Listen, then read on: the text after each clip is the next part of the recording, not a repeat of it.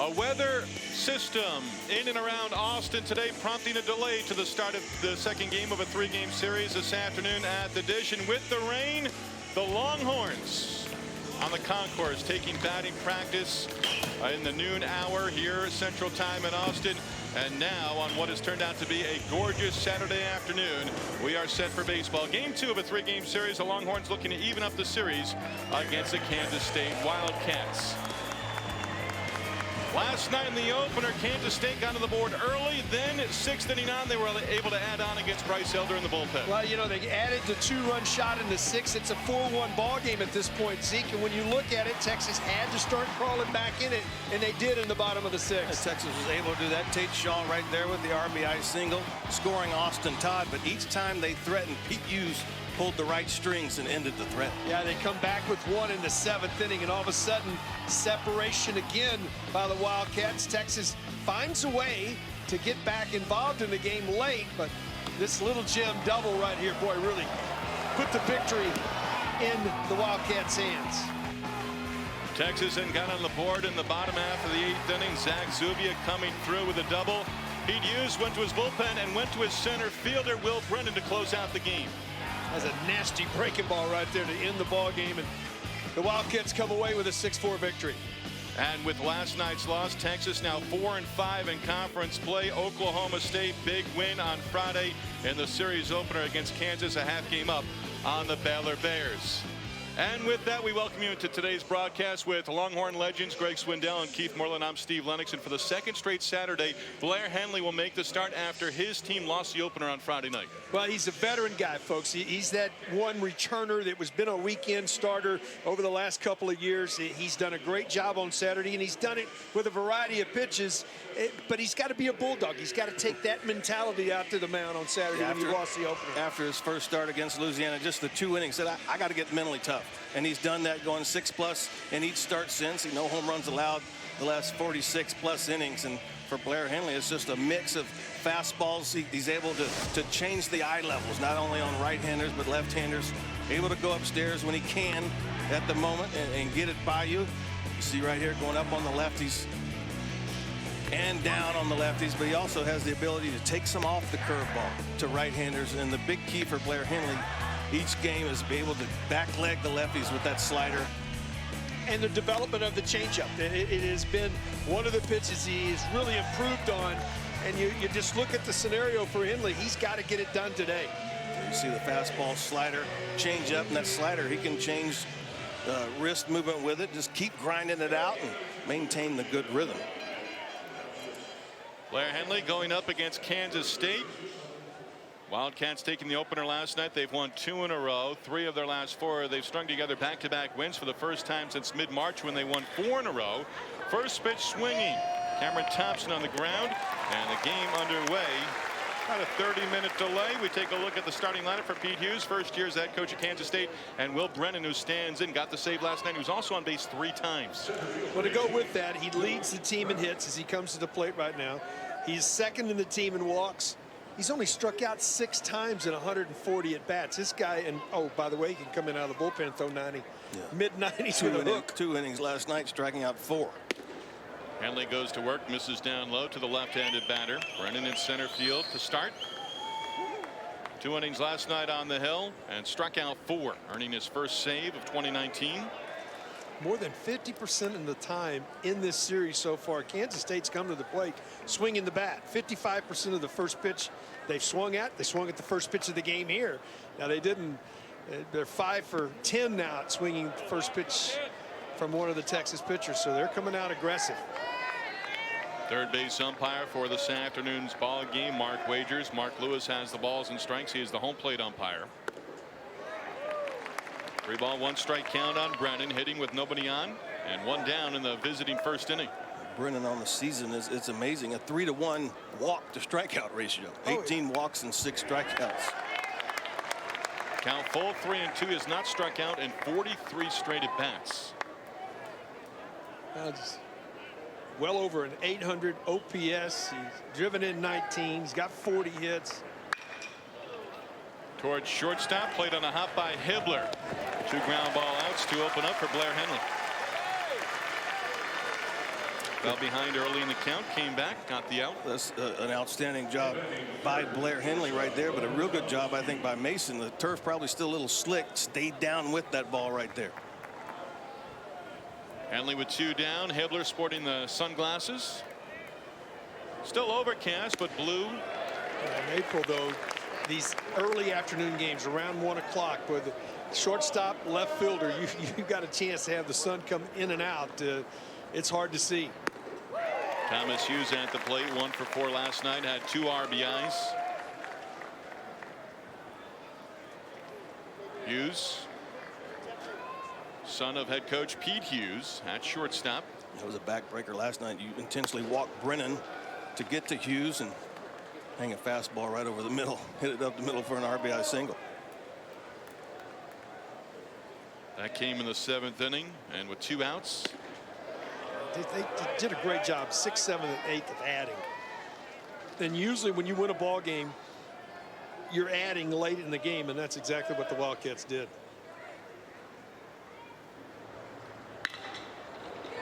Again to Hibbler at shortstop. Blair Henley a 1-2-3 first inning with 3 ground ball outs. No scores. We go to the bottom of the first. It'll be Ellis, Ford, and Todd for the Longhorns. No scores. We go to the bottom half of the first inning at UFCU Disch-Falk Field. Steve Lennox, Keith Moreland, Greg Swindell. Lineup for the Longhorns: David Pierce, now 22-14 on the season. Mason Hibbler was in the number 2 spot last night, drops down in the lineup for game 2. Well, we're at the 36th game of the year. You look at the first 17 ball games of the year for Mason Hibbler, he was hitting 143, really struggling. He's hit 317 in the second half of the season right now. He's really done an outstanding job. Hit a couple of balls into the gap, starting to drive the ball. He's been good, but a little different look to this lineup today with the right-hander on the mound. What can you tell us about Ford? Yeah, Casey Ford making his 11th appearance of the season, 6th start for the Wildcats. The first thing you look at when you see Casey Ford on the mound is the size of that man right there. He's 6'6", 295 pounds. The big right-hander. Fastball, curveball, changeup. Problem for him has been walks. 23 innings this season, 23 walks. Had a really good outing last year in Manhattan against the Longhorns. He did walk 6 batters, but he only allowed 2 hits and 1 run. Duke Ellis stands in, 32 hits on the season, 0 for 4 last night with a couple of strikeouts. Was hit by a pitch with 2 outs in an inning. Had a stolen base and came in to score what was the first run for the Longhorns, that in the 3rd inning against the winning pitcher in the ball game, Griffin Hassel. Greg, you made note of it prior to the game and delayed at the start by about 30 minutes, but Casey Ford was out. Pre-game routine got underway very early. Well, I mean, some guys you wonder, why you get out there so early. I mean, normally it takes a starting pitcher, you throw a long toss for about 5 minutes, and then you're on the mound for about 7 or 8 minutes. He was out there 30 minutes before the game, and he's visitors. He still had time. I mean, fortunately for him, I guess, was the quick first inning by Blair Henley. Ford from Arkansas, Bentonville High School. And it was Ford and Blair Henley, the Friday night matchup in Manhattan in 2018. K-State scored 3 in the 2nd in that ball game, ended up winning 5-2. Duke Ellis leads the team in walks, 34 in the season, though just 1 in his last 8 ball games. And he's aboard with a walk here to open up the ball game, and exactly what you want. Saw a lot of pitches that benefits him, benefits the guys behind him in the lineup, and a leadoff base runner. That's what Texas wants. We got a really good first inning out of Blair Henley right now. Get on the board early and put pressure. Yes. Duke last night picked up his 10th stolen base on the season. That leads the team. Lance Ford at the plate. Mentioned Hibbler moving down in the lineup. Lance Ford moves up from the number 9 position to the number 2 spot in the lineup for game 2. 23 hits on the season for the freshman, 0 for 4 last night.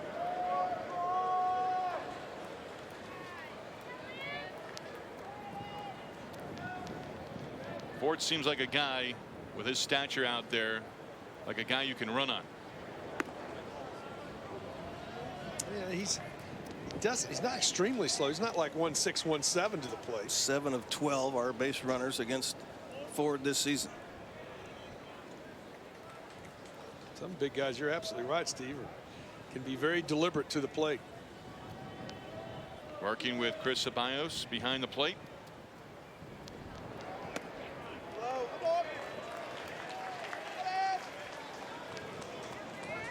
Good pitch. Bottom of the zone. Might be tight.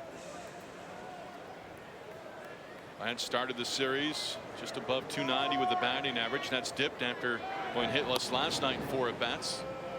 Some quick feet to first for a big man.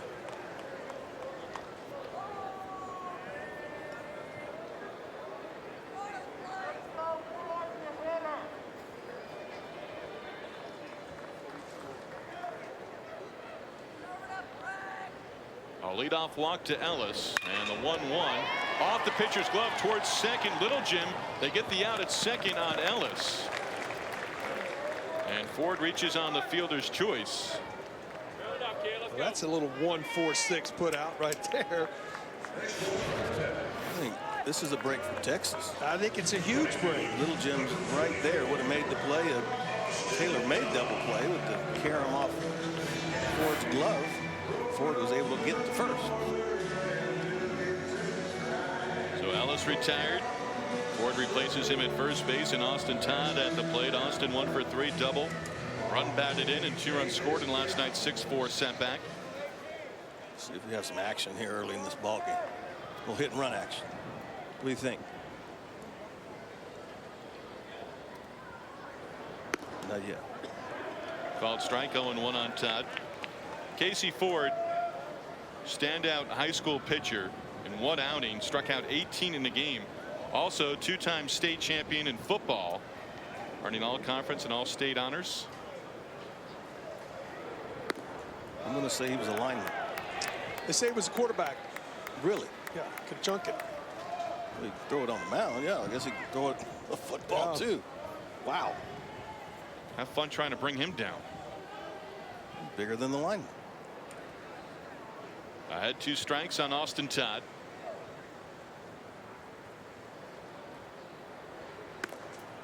And misses away. You mentioned he's worked as a starter and as a reliever here in 2019. New coaching staff in tow for Kansas State. Pete Hughes in his first year after serving last year as a volunteer assistant at Georgia in the SEC.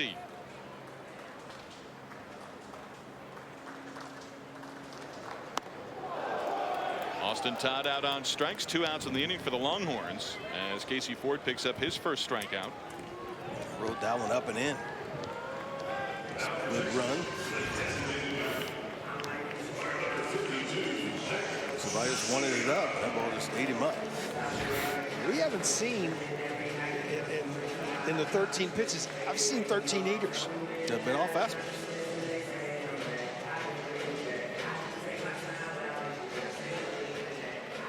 You see a guy his size. We talked about it last night.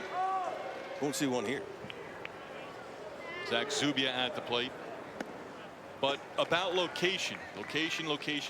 Last night's starting pitcher had it over his stint against the Longhorn batters. When you see a guy this size and he's only throwing, well, I say only throwing, but low 90s compared to mid to upper 90s. What do you take from that? Well, Zonk's seen more of them hitting, but I think for me, yeah, you expect the ball to come out a little quicker than it is. Might take a round through the lineup to see him a little bit. You know, I never looked at the size, Steve, of the pitcher as much, because I saw some guys that were not very big in stature. They were smooth and easy, and about let's come. Yeah. I mean, the ball came out at 92, 93, and it just jumped up on you. And then you'd face a guy that was a big man like Sid Fernandez, who pitched for the I was thinking the Mets. same. Yeah. 84, it was 84, 85, but it was on top of you. I mean, you know, he had this little He hit bit the of, ball. He hit it and it came out of his chest and it was up on you. You just couldn't get on top of it. So, you know, sometimes it's about how the ball comes out of the guy's hand. Zubia at the plate. They call it spin rate these days. Well, that's how it comes out. Eyeball rate.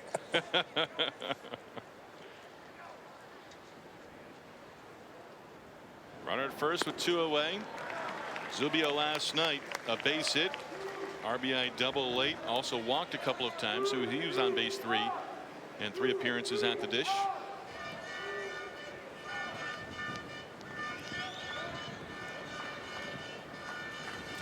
Another former high school quarterback.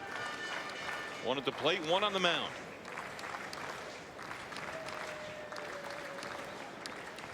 Ford trying to work around a leadoff walk. Zubia stays alive at the Dish. Hasn't thrown a breakable. All fastballs. Well, I like it. I mean, Zeke, I've heard you say it. I'm the same way when I calling pitches as a catcher. I wanted to let's establish the pitch we're going to throw 70% of the time.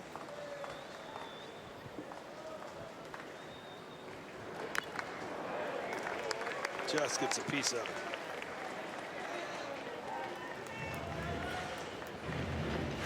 Ford last time out last weekend against Creighton worked in relief. 3 innings, 1 run, and came in a lopsided affair on the short end.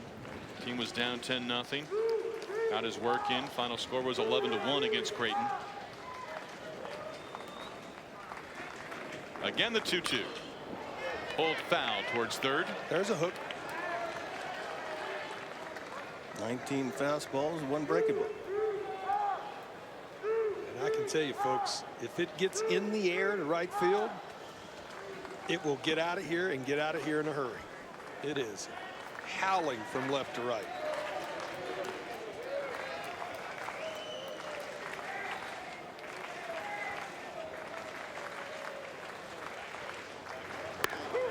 Called strike 3. And the inning is over. 2 strikeouts in the frame for Casey Ford. And the Longhorns leave a runner. We go to the second. No score at the Dish. The Eyes is Baseball on Longhorn Network is brought to you by Coors Light, official sponsor of the Texas Longhorns. Rain overnight into the early and late morning hours here in and around Austin, but baseball this afternoon. Delayed at the start by about a half an hour. No tarp needed on the field. Second inning, Blair Henley goes back to work. Zach Kokoska, Chris Ceballos, and Dylan Phillips 4, 5, 6 up for K-State. Mason Hibler has been a busy man. 6-3. Put out his 3rd of the ball game. 1 pitch. Kokoska retired, and here's Chris Ceballos. This is an aggressive hitting club. They're over 50% of the time when they come to the plate, they swing at the first pitch. I mean, we've seen it already. 2 quick outs on first pitches. So you make quality pitches early, you can get quick outs. Ceballos, first pitch swinging, serves one in the left center field. First base runner, first base hit for the Wildcats. And vice versa. Give up quick hits. Yeah. I'm always a guy to attack the zone. But if you know you got a team that's just going to come hacking, does it in your mind think, I'm going to miss out here where if he hits it, he can't get the barrel to You it? don't have to throw a strike. Yeah. That's what I think that was the object right there with Ceballos. He swung at the first pitch a lot last night, too, and swung through a lot of breaking balls. That one just stayed up a little bit, and he got it off the end of the bat. Dylan Phillips on base last night with a pair of hits and a walk. 9 extra base hits on the year. And they really didn't change. They stayed aggressive early in the count throughout, not just early on. First inning to the 9th inning.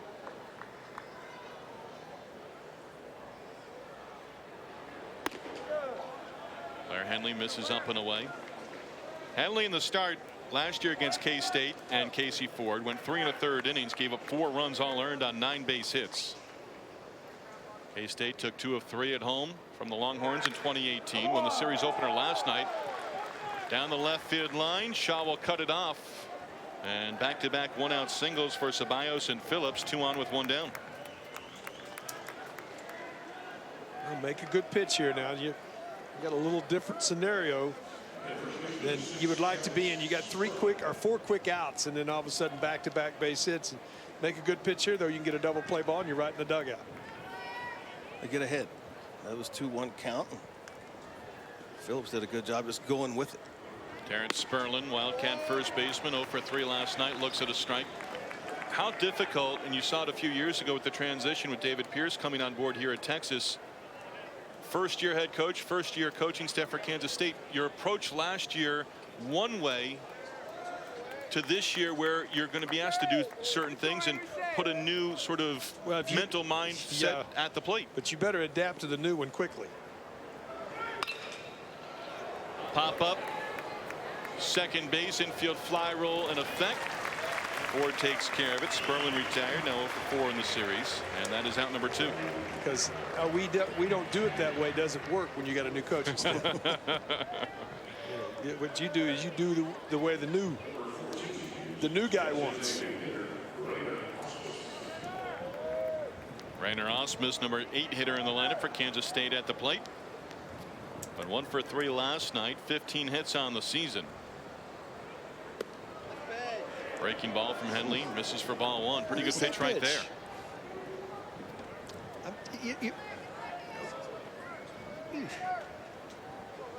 There's no way this pitch is low if that's what it was called.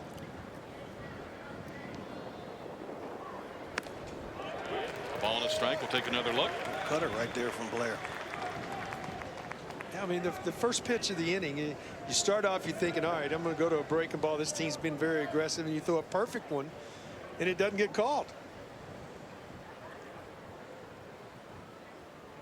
1-1 to Rainer Osmus is fouled back.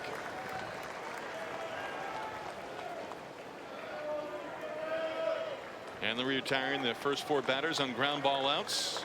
Sperlin, a few moments ago, retired on a pop-up.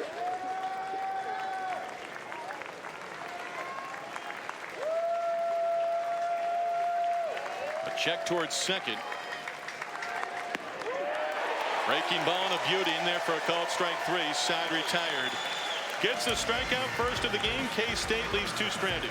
80 up preceding pitch with a fastball. Goes to the breaking ball right here and just freezes it.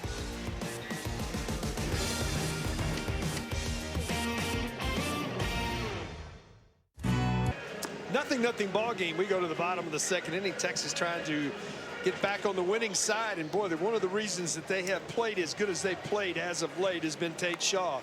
You can see almost 50 less at bats.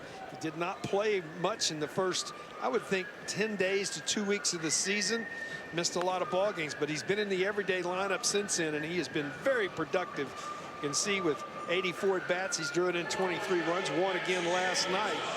So he'll be leading it off here, and you'd love, guys, for Texas, if you're a Longhorn fan, for them to play with a lead. Seems like they haven't had many leads as of late. The last one they had, they got washed out in Waco. You're right. Casey Ford back to work. Gave up a leadoff walk in the first inning. Ended up stranding Lance Ford at first base, picking up strikeouts against Austin Todd and Zach Zubia. Tate Shaw now 21 hits on the season. He's got an 8-game hit streak that is tied for the longest this season for a Longhorn hitter. How's that one at the plate? Oof. We saw one of those in Waco last weekend where the home plate umpire had to be helped out on a cart. Mark Lewis was the substitute umpire that came in. This is a direct blow. It's like a punch. Just took it right straight away, and it stuns you. There is padding. A lot of folks have never put on an official mask, and there's a lot of padding. You say, well, that should be padded, but it's still like a punch because it stuns you. You see Tate look back immediately as well. Ceballos giving home plate umpire Mark Lewis a few moments. Professional courtesy.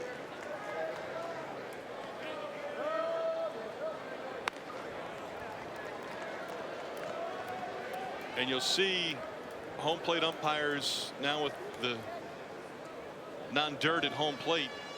You know, they used to go out and kick dirt on home plate and then brush it off to give the catcher a few moments. Still see umpires sort of go through that routine. Good bender right there. Third straight strikeout for Ford. One down here in the Longhorns' 2nd. Backdoored him right here. We've seen a few fastballs. That one right there starts up and away like the fastball and dropped right on the outer half. You know, you will watch umpires and catchers now, because we play on so many synthetic fields, they will go to the mound, take a new ball out to the mound, or the catcher will go out and just say, the pitcher may look at you and say, what are you doing out here? And, hey, I'm giving the umpire a chance. Mason Hibbler, 1-out base hit. Longhorns have a base runner here in the second inning against Ford. We talked about Hibbler. We highlighted him in the open. He is on a streak right now. That's going to put him well up around 330 here in the second half of the season. If you split the season in half, this is the 36th ball game of the year. Really struggled at the beginning.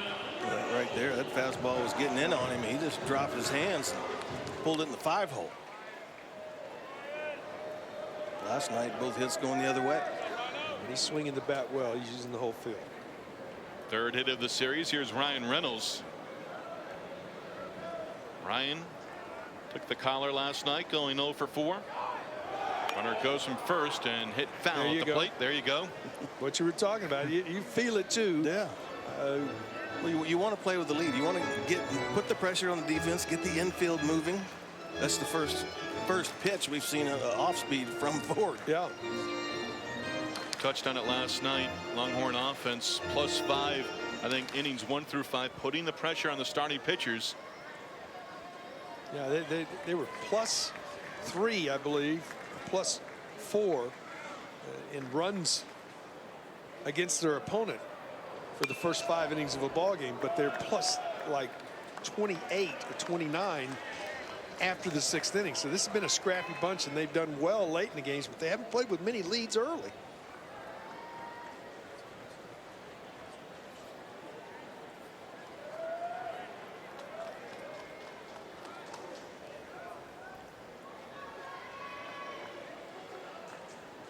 Ford ahead of Reynolds. No balls and 2 strikes.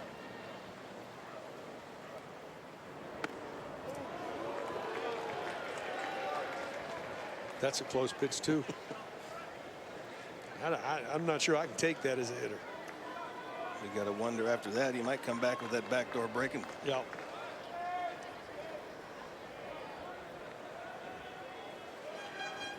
Ford turned 21 back in January. Toss over to first base. Kinesiology major.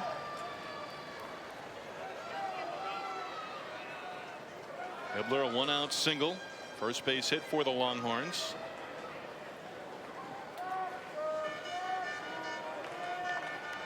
Did you hit with sunglasses on? I couldn't hit with glasses on. I wore a lot of eye black. Runner fakes him first. Ceballos with a throw down. Tried the backdoor curveball. They did. Well, back in the day, I mean, when we played and Zonk was there, and they really only had the flip shades. Right. You really couldn't hit with shades on. I use those a lot, obviously, in right field at Wrigley. Now they got all You had kinds. to have them every day. They got them for cloudy days, sunny days, medium. They did. I mean, all kind of lenses.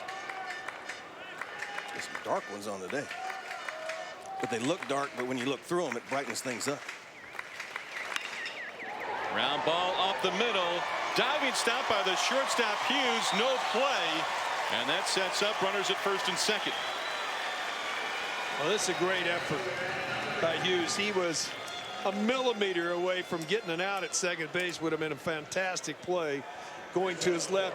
I think he had the ball secured, and when he tried to get his right arm up to it, he knocked it out of his glove.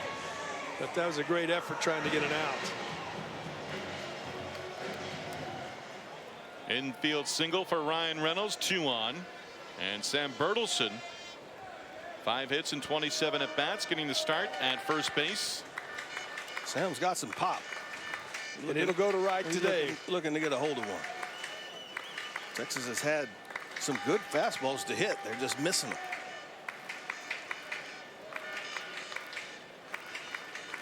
Last night we saw Longhorn hitters square up some balls against the starting pitcher Griffin Hassel here in the win last night. A lot of hard contact, a lot of atom balls in the series opener for Longhorn hitters. Well, you can't guide it once it leaves the bat, and Texas hit it right to him hard a lot last night. Hibbler at second, Reynolds at first. Back-to-back singles after a strikeout against Tate Shaw.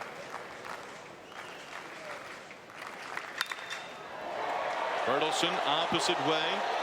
Phillips into the corner. This is going to land on the warning track, go over the wall for a ground rule double. Scoring is Hibbler.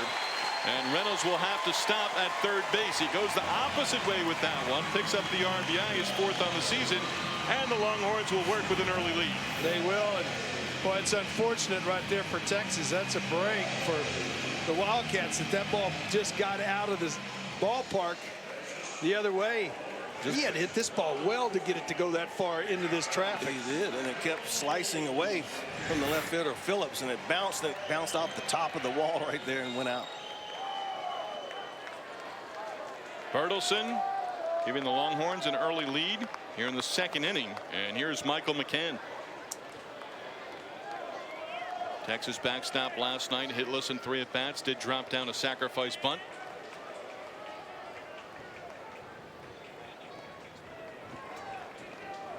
There's 1 out in the inning. Starts him off with a breaking ball. That's one thing as a pitcher you have to worry about with this breeze, that it blowing you off balance a little bit. I know he's a big man on the mound, but it can happen. He catches more air, though.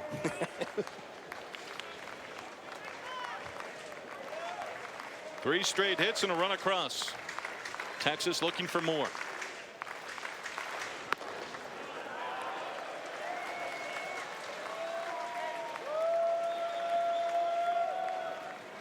It's gusting. Yeah, it's occasionally.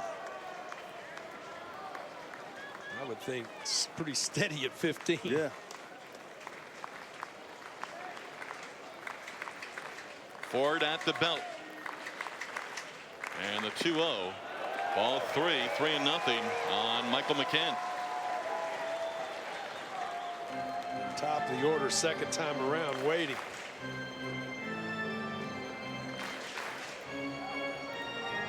Ford last year used solely as a starting pitcher. This year, again, he's worked out of the bullpen and as a starter. His 6th start overall. His longest outing, 4 2/3 innings, in his first outing of the year back in February. That was against Cal State Northridge. Went 4 2/3 innings, and that was a start. Last time out in relief against Creighton. Before that, 3 straight starts against Wichita State, Texas Tech, and on the road at Missouri.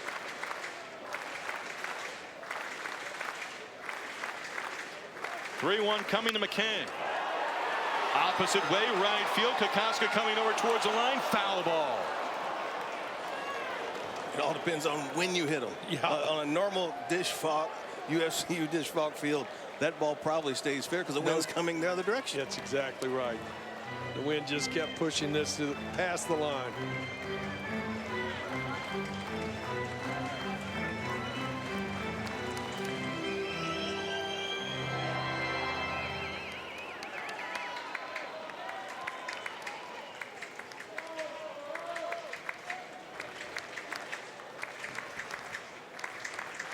Ford ready, McCann ready.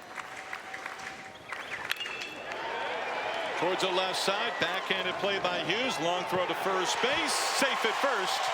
Scoring from third is Reynolds, and it's 2-0 Texas. Sneaky Wheels. Sneaky Wheels getting down that line. Michael McCann. You know when it's in the right spot, you need to get down that line. He was smelling that base hit. I think Hughes might have had a little more time to plant, but got rid of it. Sneaky Wheels gets down there. Yeah, if you can use the 1 hop right there, Greg, I think you get the out, but he didn't put enough on it. Used the 2 hop throw to first, and that allowed McCann to get there. Texas with a 2 spot and a chance to get more. Cord Taylor out of the Kansas State dugout. First year on Pete Hughes' staff. Spent the previous 14 years as the head coach at Palomar Community College. 4 straight hits in the inning. Touched on it last night. String them together. They do have 1 extra base hit mixed in there with 3 singles.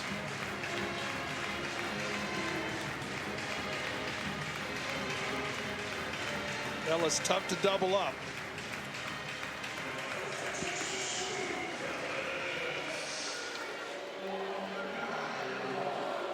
So 2-0 here in the home 2nd inning. And Duke Ellis walked and was erased. 1-4-6 on a ball off the bat of Lance Ford in the first inning.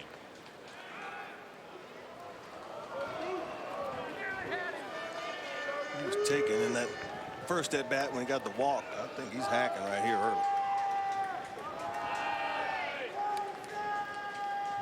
See the numbers first time through the starting lineup against a K-State starting pitcher.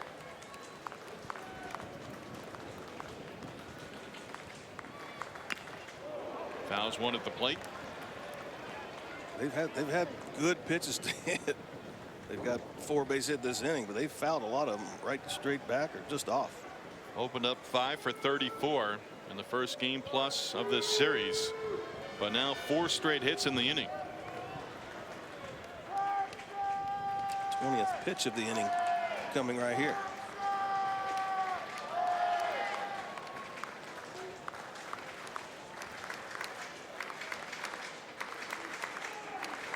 One strike pitch to Ellis into center field for a base hit. Bertelsen will come in to score. RBI single for Duke Ellis. 5 straight hits in the inning and 3 runs in.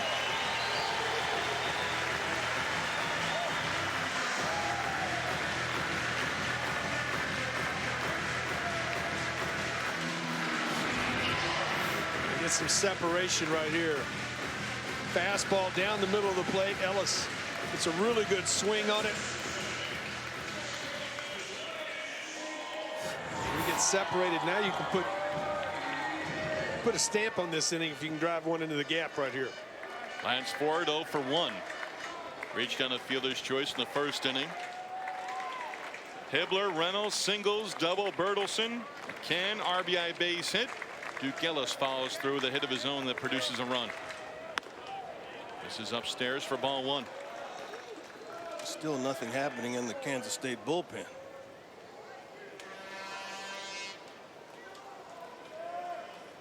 Well, they had 2 relievers last night who were terrific and 2 relievers last night who were suspect at best.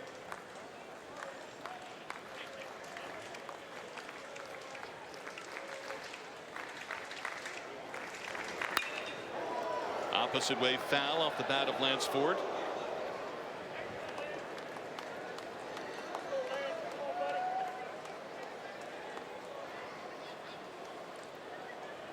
Texas 3 in the inning, leading for the first time in this series. Got down 2-0 last night with Bryce Elder giving up 2 runs in the first inning.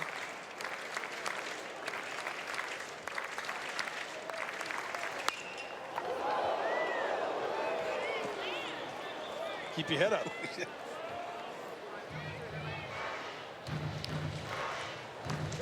over the top of the Kansas State players on the bench. And now the lead runner at second. Ellis, terrific speed at first.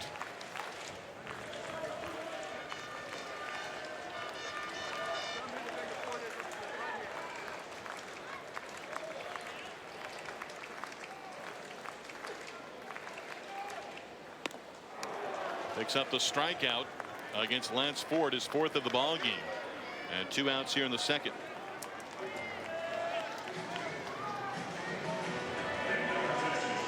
He's got it in a great location that time, just underneath the hands of Ford. Couldn't catch up to him. 2-on-2 down for Austin Todd, who struck out in his first at bat. Austin 1 base hit and 4 at bats so far in the series. Longhorns trying to come through now with 2 down. Does he slow up just a little bit? He showed that breaking ball that time, yes.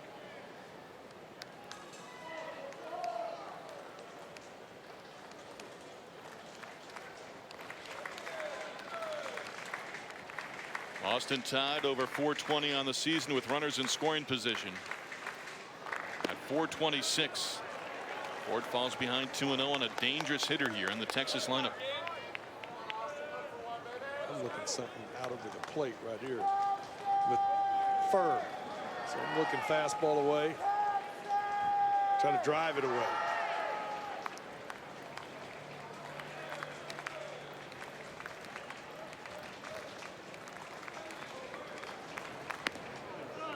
Guess what, y'all? this first inning in Kansas, and Funk has hit another one. Fourth of the series. 2-0 Oklahoma State with another home run.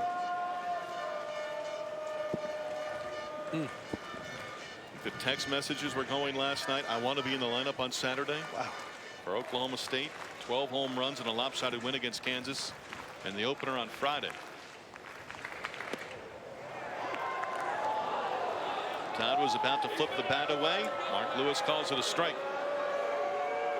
That puts the O-line, keep it in the ballpark in play, doesn't it?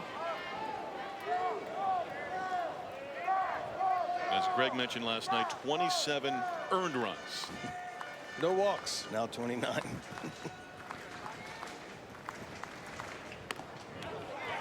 Ball 4 outside, bases loaded with 2 down.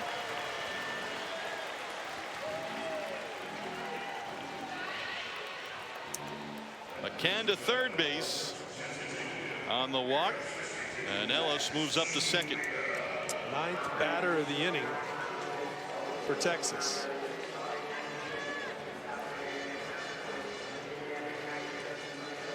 RBIs in the inning for Bertelson, McCann, and Ellis. And now Zubia. Opportunity here with the bases full and 2 down to break this one wide open. Zubia this season still looking for his first base hit with the bases loaded. 0 for 6 to this point.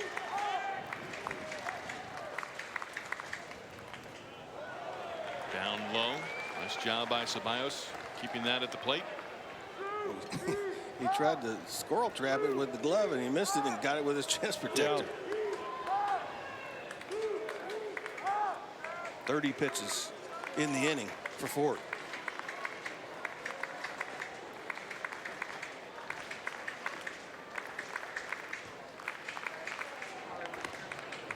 Ball's behind 2-0. Still no one throwing in the Kansas State bullpen. Surprised by that at this point? You mentioned the pitch total. Quite a few last night. And right now you just try to get as much as you can out of Ford, but it might be one pitch too late. Yep.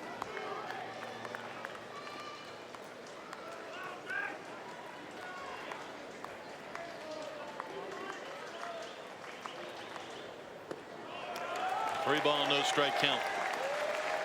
And that'll start the activity in the Wildcat bullpen. They're on the move.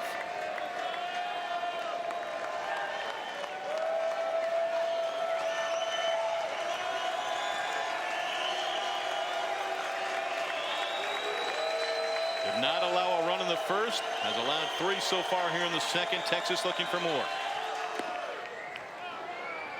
3-1 now on Zubia.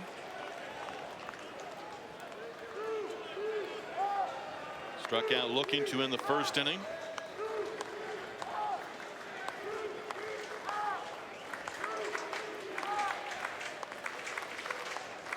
Six batters have reached in the inning, including 5 straight base hits.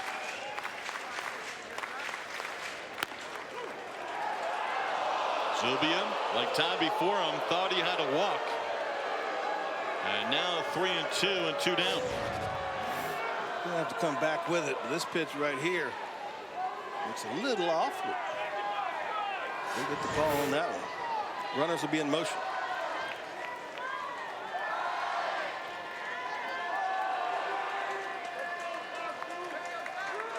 Casey Ford glaring in.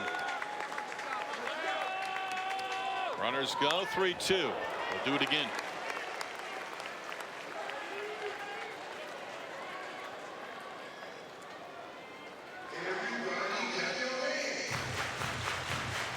Closing in on 60 pitches.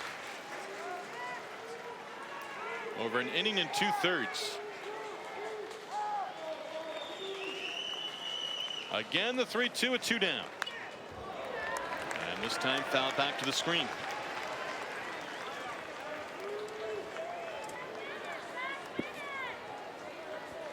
Zubia has certainly seen his share of pitches over the first game plus.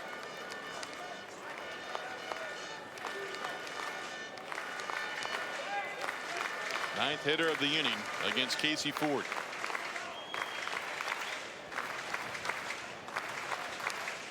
Eighth pitch of the at bat. This one well hit to right center field. Brennan Going back, still going back, the ball carrying, and it is gone! A grand slam for Zach Zubia. His 4th home run of the season, and it's 7-0 Texas.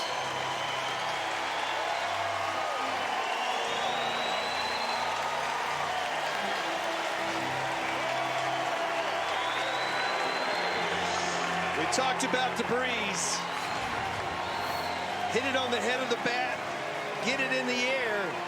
That's exactly what Zubia did. He's got good power. Got it elevated into right center. You can just watch Brennan, the center fielder. He kept giving, and then all of a sudden, when he turns, Wynn picks this ball up, gets it out of here. Might as well get your first hit with them loaded, make it a grand slam.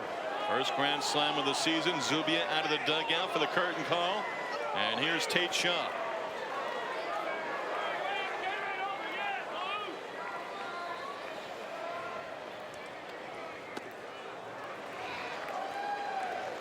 Tate struck out looking to open up the inning. 10th batter to come to the plate here in the home second against Casey Ford.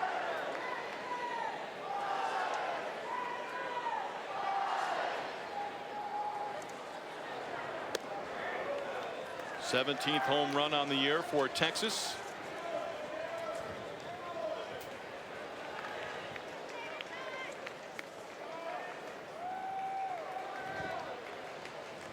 Blair Henley getting the run support early on. This one back through the middle. Second baseman off the glove of Little Jim. And Shaw able to reach and keep the inning going. 7th hit of the inning. Go along with the 7 runs on the board. Luke Houseworth, the right-hander, should be ready. He could give up 7 hits and 7 runs and strike out the side. Still could. Mason Hibbler, base hit to get things going. Now 3 hits in the series. Scored on the RBI double by Sam Bertelsen. Zubia grand slam. Runner goes, pitch a strike, throw down to second, and Shaw in there with a stolen base.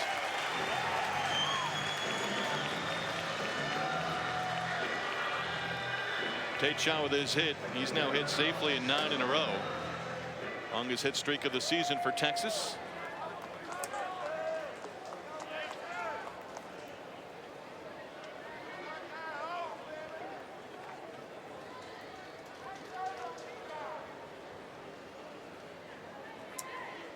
Touchdown and the extra point here in the second. And very much needed. Well, he found some offense. Obviously, you get 5 hits in a row, but the separation of the game obviously was the ball that Zubia hit. Got it out of the ballpark.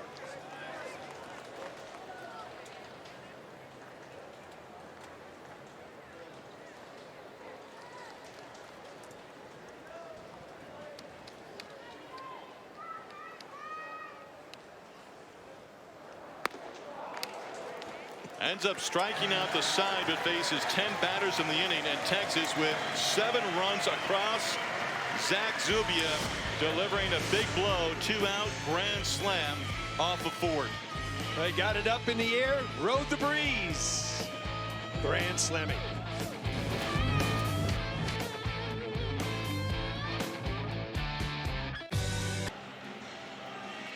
Tonight, Tom Herman and the Texas football team will make their spring debut. Texas Game Day will kick off our coverage at 5:30 p.m. Central, and then it's football time at 6:30 p.m. for the orange-white spring game. Texas football beginning tonight, 5:30 Central on LHN. Blair Henley takes a 7-0 lead to the top of the 3rd inning. First pitch swinging, whacked in the air by Little Jim to left field. Shaw's there to make the catch. Third time. First time through the lineup. First pitch swinging by the leadoff hitter. It's made in Austin weekend. Fest. It's a fest. Hey, afterward. Look at that down at the bottom. Ludicrous. Luda got a jersey made up. He's gonna have on a jersey over there. Oh yeah, you know it. Luda. Back to the top. And Cameron Thompson, who was 0 for 1. Henley making quick work of Little Jim. Thompson in the series against Texas in 2018 had 7 hits and 4 runs batted in the series, and had a 5 for 5 game with a double triple in the 11-10 victory during the series for the Wildcats. Tried to make that one break. Or it slipped a little bit. As soon as you let that one go, you just go, oh man. When you like to reach out and grab it if you could. Well, those are the ones that you know are about to go a long way the other way. Yeah. No. Have a flashing light on it saying hit me? No. Kansas State never trailed last night and winning the opener 6-4.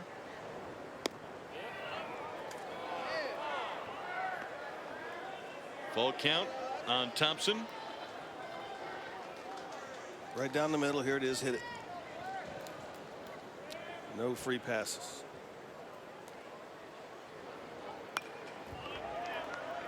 Attacked him there, and the count remains full.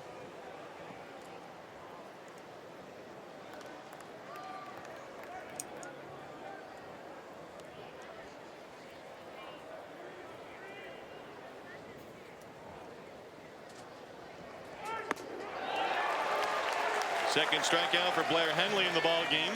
2 outs here in the Kansas State third. They're an aggressive team that likes to swing the bat. Goes upstairs and chases this one. Not the location you want, but it works out. Can't get on top of that. 94 miles an hour. It's giddy up on it. That's why you can't catch up with it. Will Brennan 0 for 1. First pitch strike from Blair Henley.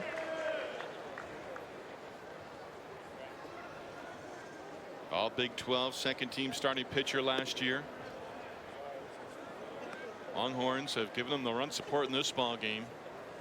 Texas has won 6 of his 8 starts entering this start today against Kansas State. Up the middle, diving Hibbler underneath his glove, and Brennan a 2-out base runner as he picks up his second hit of the series. Make him earn it. Yeah, he's a good player. I mean, Will Brennan can do a lot of different things on the baseball field.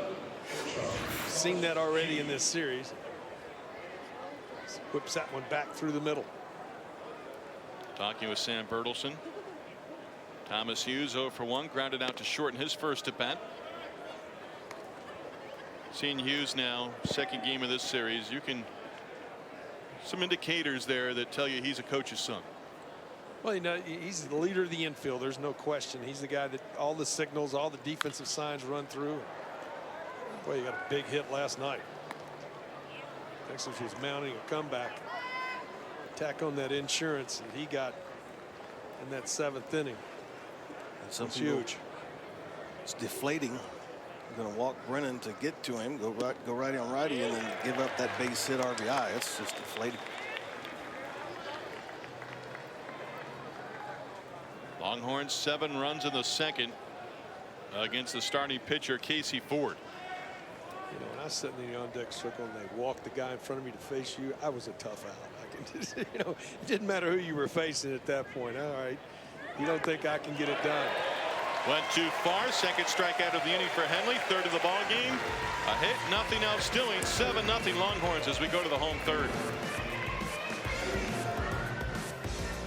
Stand out from the Texas on top with a 7 spot in the second inning. They lead 7-0. Kansas State will go to the bullpen. Bring in Luke Houseworth, junior out of Nixa, Missouri, making his 6th appearance of the season.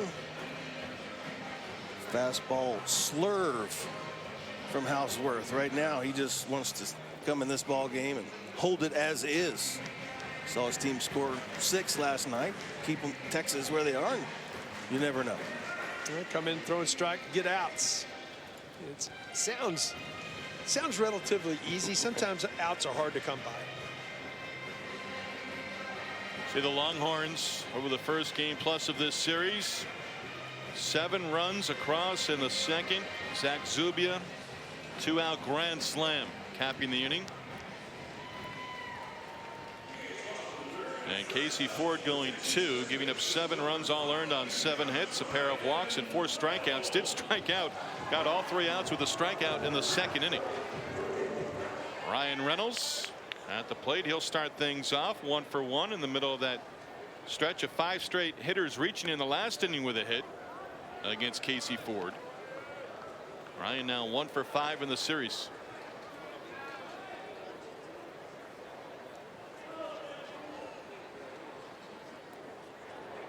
Houseworth last worked 8 days ago in the series opener on the road at Creighton, went an inning and a third scoreless.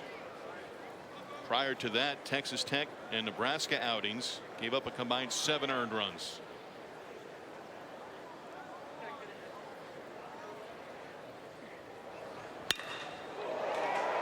Lifted in the air, left center field. Brennan over in the alley, and the left fielder Phillips makes the catch. Reynolds retired.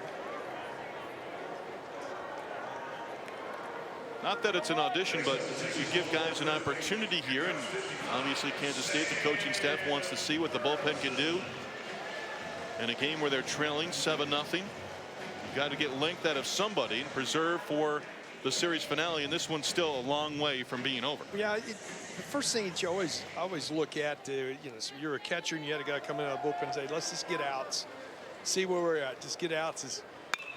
And you can't hurry into them, but you just got to get outs. Well, he's gotten 2 quick outs here. Bertelson retired on just 1 pitch.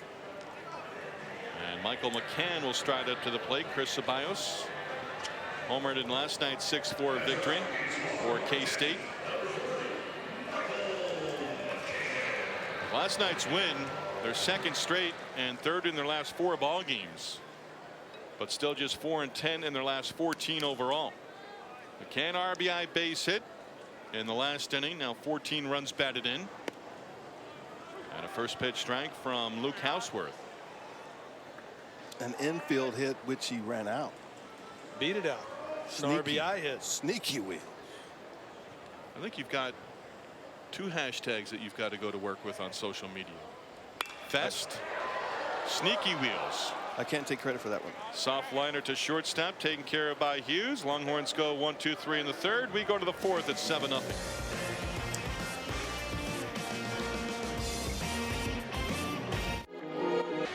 Longhorn fans at the Dish this afternoon, taking in the ball game. Longhorns up 7-0. You see regular season record 7,952 back on April 2nd against the Aggies. Huge series, weekend series in terms of attendance against Texas Tech earlier. Over 21,000 in that series.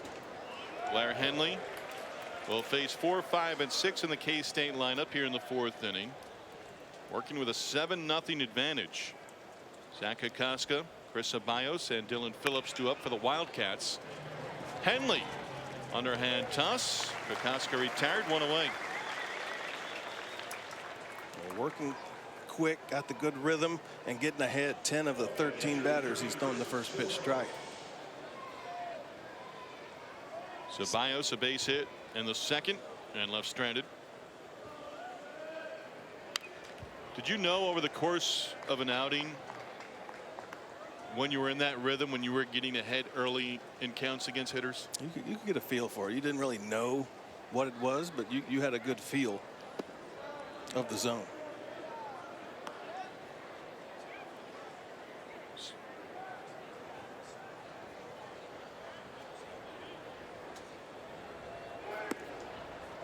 Two ball, 1 strike count.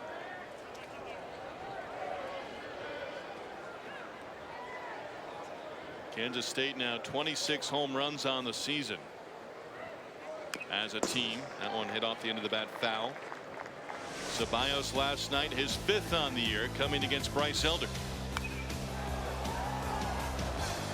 Elder giving up just his 2nd on the season.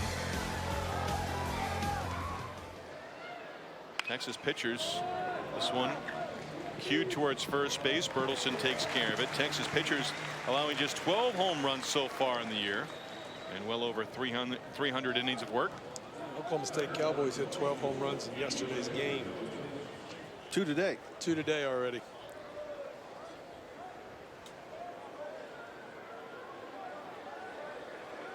Base is empty for Dylan Phillips, who is 1 for 1.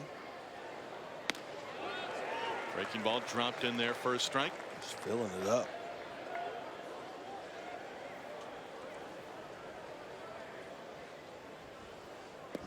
That is one thing you can get a feel for, though. You were asking that question, Steve.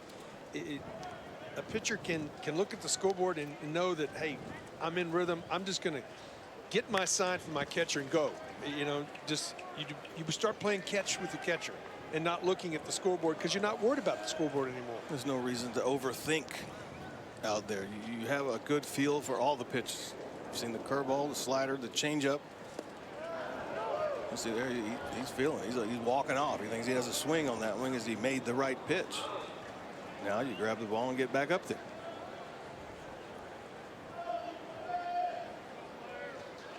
Henley has struck out 3 so far in the ball game.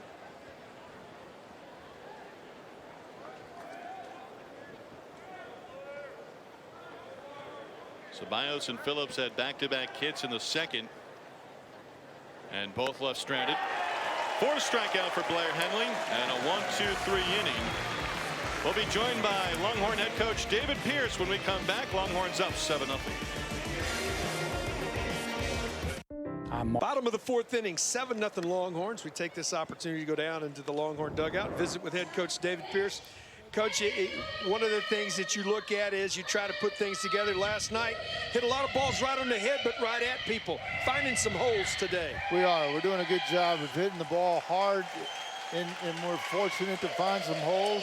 But putting the ball in play, I mean, and making them, just putting pressure on them. And then Zach came up with the big blow. Coach, after the 7th spot, Blair's gone out there still maintaining that good rhythm and tempo. What have you seen today? Attacking with the fastball. Down and away, and everything's setting up off of that. Thanks for taking the time, Coach. I appreciate it. Good luck to you. Thank you. David Pierce picked up his 300th victory in the win earlier this week here at home against Rice. Picked up win number 100 during the Xavier series at Texas over 2+ seasons. Duke Ellis aboard twice in this ball game. Shows bunt, facing Luke Houseworth for the first time. Houseworth worked a 1-2-3 third in relief of the starter Casey Ford. Duke has walked, also picked up an RBI single in that 7-run second.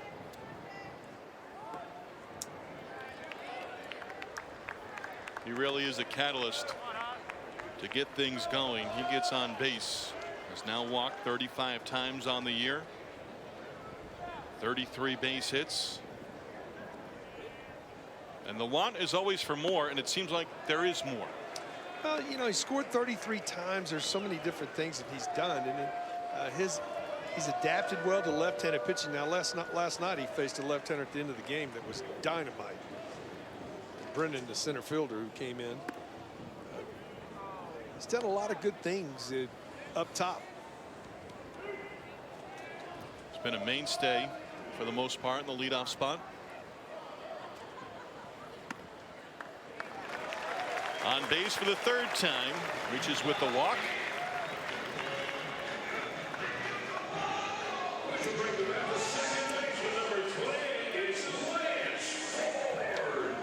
A threat to run, 10 stolen bases on the season.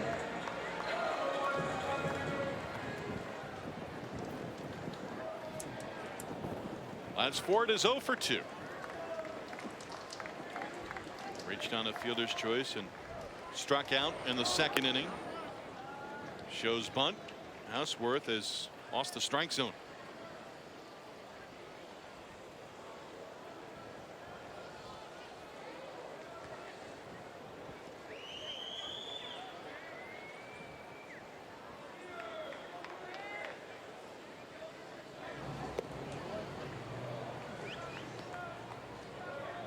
Your philosophy, 7-run ball game. You've got a base stealer on. Or you got to run. You got to run running. down till you get to the 7th or into the 8th. Especially with this breeze going out the way it is to right. Anything to right field's got a chance to get out of the ballpark. I'm thinking with the breeze, it's never too late. It's like playing at Wrigley. You saw what Texas put up 7. I mean, Kansas State could do that Certainly capable as well.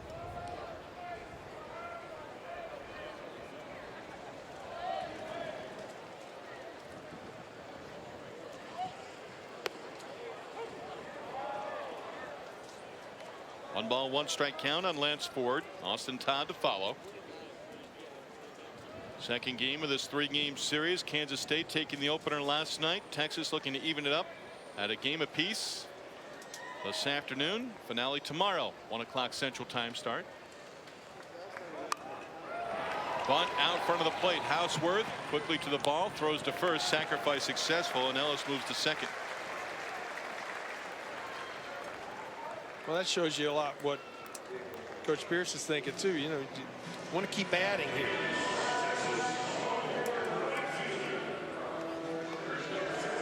You see so many times where teams, especially at this level and below, that you get that big lead, you score a lot in 1 inning, and they just seem to let down. Yeah. They don't tack on. Austin Todd 0 for 1 with a walk. David Pierce Thursday talking with members of the media prior to this series getting underway. Bark in the park tomorrow for the series finale. Fans can bring out the pups. Coach Pierce and I have something in common. Our fondness for the boxer dog. Okay. Had 2 and got the feeling lost at least 1. I say recently, and I would say in the last couple of years. I was raised with beagles.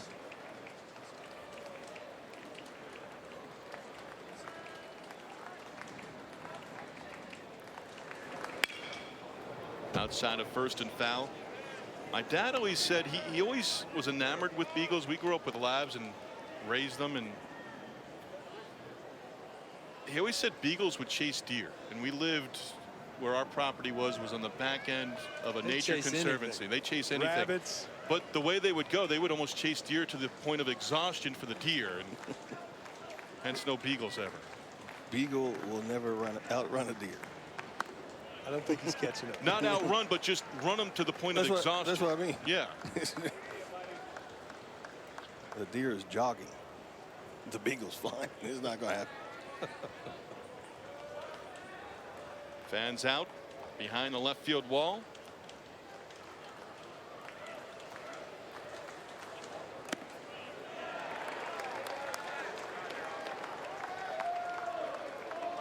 Breeze out there beyond left field. Took the little tents down. So a little windy out there. Maybe get some sun. 66, 67 degrees now. It's a beautiful afternoon after the moisture this morning. Weather expected to be good tonight for the spring game across the way, and tomorrow as well for the series finale.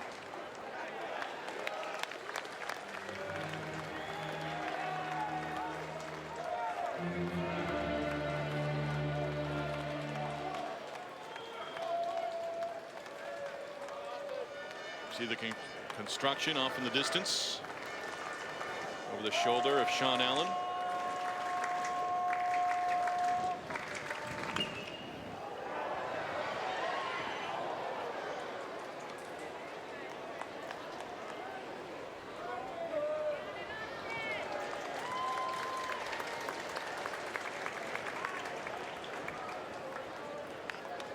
Houseworth, retired Reynolds, Bertelson, and McCann in his first inning out of the bullpen in the last frame. See the jersey. The wind blowing across from left to right field. Center field, and Will Brennan comes over to the right center field alley to make the catch. And there are 2 down as Todd is retired. Ball pushed a little bit. I don't think you want to challenge that arm. It might be a little tired today, but he still got something behind it. Picking up. 25. But we're in the mid-60s. Chamber of Commerce right now. Little breeze. Sell it.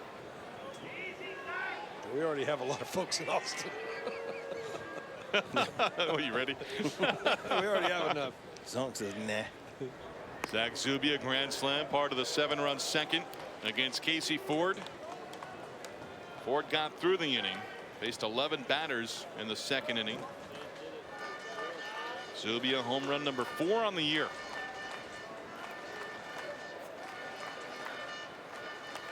Now 23 runs batted in. Ellis will lead off walk at second with 2 away.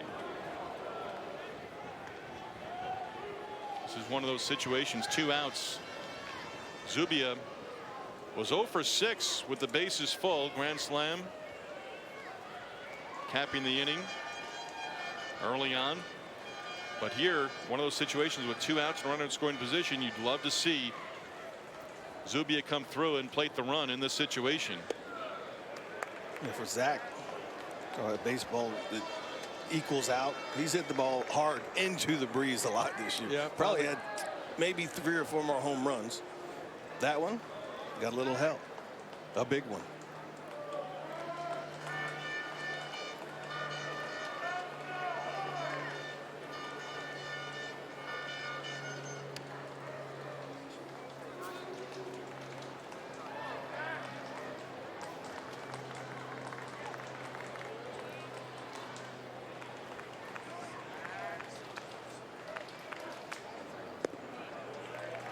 Two ball, 2 strike count with 2 down.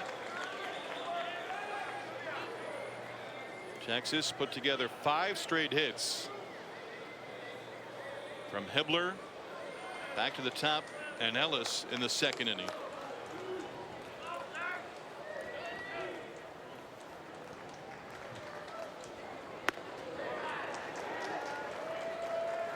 Extends the at-bat, 3-2.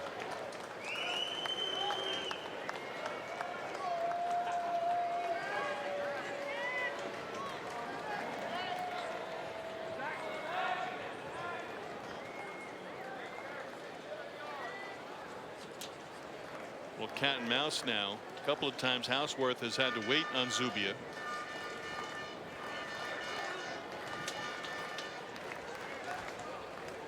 Payoff pitch into left field for a base hit. Ellis turns third. He'll come to score. Zubia comes through with 2 outs, and the Longhorns now lead 8-0.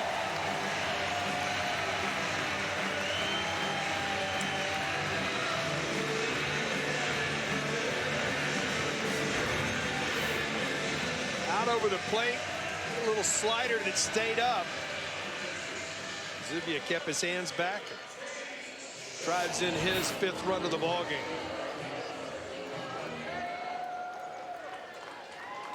Tate Shaw 1 for 2, single and a strikeout.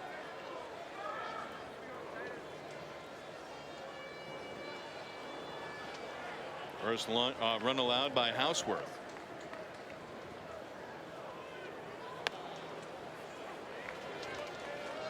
Pitch is over for a strike. Zubia, 7th 2-hit game of the season, 8th multi-hit game of the year overall.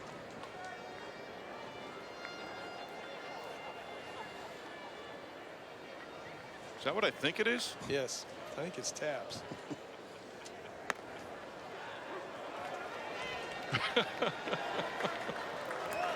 Has that been played before? The things fans will do. It's outside the stadium. Do they understand? So they it's the 4th inning with a 25-mile-an-hour wind.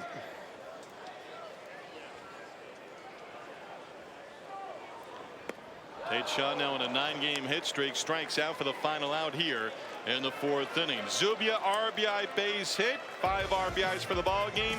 It's Texas up 8-0 on Kansas State. Longhorns on top, 8-0. Big second inning for Texas. Well, you just put it back to back to back 5 times.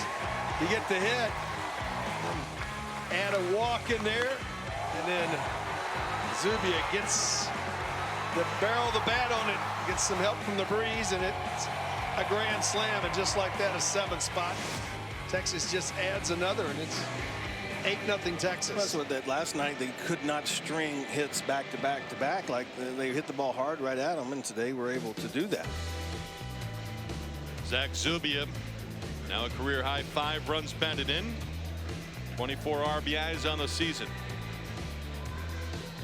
Blair Henley, 4 scoreless, has at least 1 strikeout from the 2nd inning on. Terrence Sperlin, Wildcat first baseman at the plate, and takes ball 1 from Blair Henley.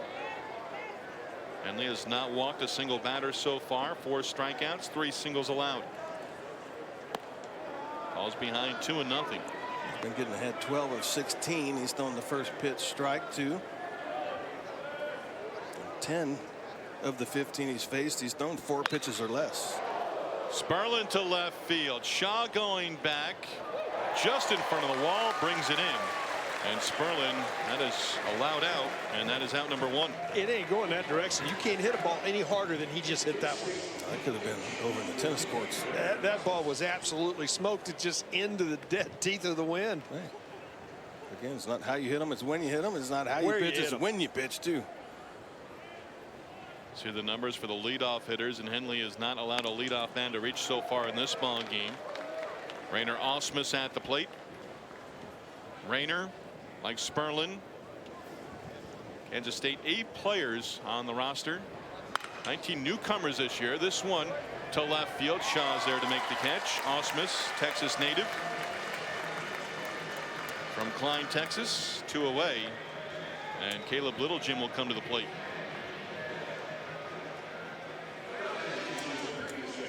You don't want him hitting the ball hard like that, but you've got 2 quick outs. Pitch count staying down, and they're outs. Yep. Henley's retired 6 in a row. Littlegym saw 1 pitch and lined to left to start the things off in the 3rd inning. Now 1 for 4 in the series. That one was a big one though last night. Turned a 1-run ball game into a 6-4 lead that they were able to hold on to. Opposite way to right field. Austin Todd going back, reaching up and making the catch to retire the side. Wind carried that one. Todd able to get back and haul it in. And Henley is now retired 7 in a row. Works a 1-2-3 frame, needing just 8 pitches to set the side down in order. We've gone halfway, and Blair Henley getting a little help from his friends here. The defense does its job. This ball really fooled Austin Todd. He was fortunate right here to make this play to end the inning.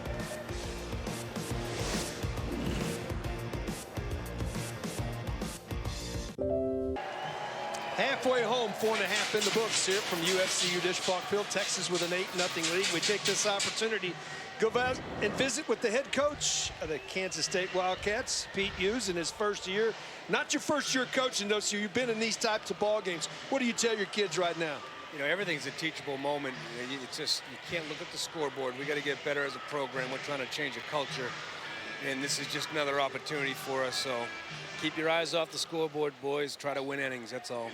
And with that said, Mama said there would be days like this, and for your starter, Casey Ford, didn't seem to have his bad stuff. What did you see out of him today? You know, he made some good pitches and didn't get the luck out of it. You know, I think a lot of ground balls that found their way through, and he just made a bad pitch there to Zubia, you know. But Casey will be back. He's a competitive kid. Thanks for taking the time, Coach, and good luck to you the rest of the ball game. Yeah, thank you, guys. Pete Hughes joining us from the Kansas State dugout. Mason Hibler starts things off. Mason 1 for 2 with a single and a run scored. At first you don't get that Massachusetts accent, then he continues to put the words together. And Brockton, Mass native. Did a great job. You know, he's a long time. This guy's been in the business Yes. a long time. Boston College, where he did an outstanding job. Then he moved down, took the Hokies at Virginia Tech for a while. And then he's been in this league before. He spent 4 years at Oklahoma, so understands the Big 12. And it's a very competitive league, as we said in the open. When you look at the standings, I mean, from first place to last place, there's only 2 games separating in the loss column. One weekend you could be in 8th. One next weekend you can be in 1st. Pete Hughes got Virginia Tech to the NCAA tournament in 2010, again in 2013. 128 victories over 4 seasons at Oklahoma. Went 44-51 overall in Big 12 conference play with the Sooners. Were you surprised when they decided to make a decision? You know, I was. You know, a lot of times in college baseball, sometimes it takes a while to implement a culture, as Coach Hughes was talking about right there. And it takes a while to get that. And I know one of the things that Coach Hughes will talk about, I've spent some time with him before, he'll talk about you can't do that right there. You can't walk the leadoff hitter consistently. You got to be able to attack the strike zone, Greg. They said you learn from games like this. There's always teaching moments, and you're going to learn what you have in Houseworth right here. What's he doing with down 7 coming in out of the bullpen early in the ball game? What your players are like. I mean, they hit 3 balls pretty hard last inning. Oh, yes. So you continue to play the game. Hibbler a leadoff walk. Ryan Reynolds 1 for 2 with a run scored. Gets the bunt down. Houseworth, his plays to first. Sacrifice goes 1-3. And Hibbler now in scoring position. Almost identical to how the last inning got underway. Well, Coach Pierce, I guarantee you, yesterday's game when he met with the players, or maybe this morning before today's game, he talked about, you know, we got to keep adding. We saw what the Wildcats did to us. Their ability last night to add in the 6th, 7th, and 8th separated and won the game for them. Even though you're up 8-0, you want to continue to add as you get throughout the rest of this ball game. Sam Bertelsen RBI double on the 7-run second. 1 for 2. Lines one in the right field for a base hit. Hibbler will stop at third. Throw comes all the way to the plate. Wise decision by Sean Allen. Bertelsen his second hit of the ball game, and that sets up runners at the corners. He's starting to gain some confidence. He struggled as a freshman last year, never got into some games but never got a base hit. It was his sophomore year this year when he started getting into the games and he got his first hit, and he's going to get one that's going to lead the ballpark, because you watch him take BP, he's got good pop, Greg. He got some thump. Stayed back on that breaking ball right there.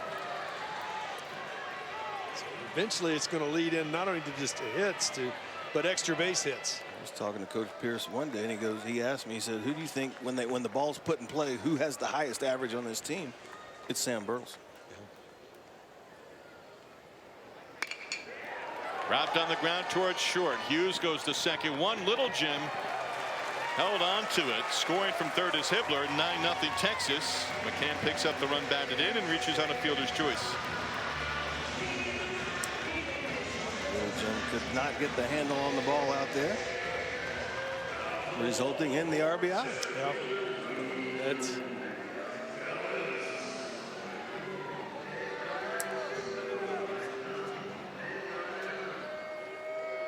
Bertelsen high fives, got in on the second baseman. Duke Ellis on base 3 times, a single, 2 walks, run batted in, 2 runs scored.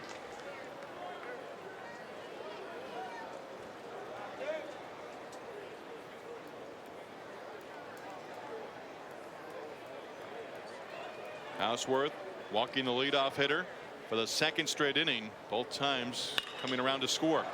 Bouncing ball slowly hit towards second. Little Jim on to first base, gets the speedy Ellis, and the inning is over. Texas able to tack on a run and up 9-0 as we go to the 6th here in Austin.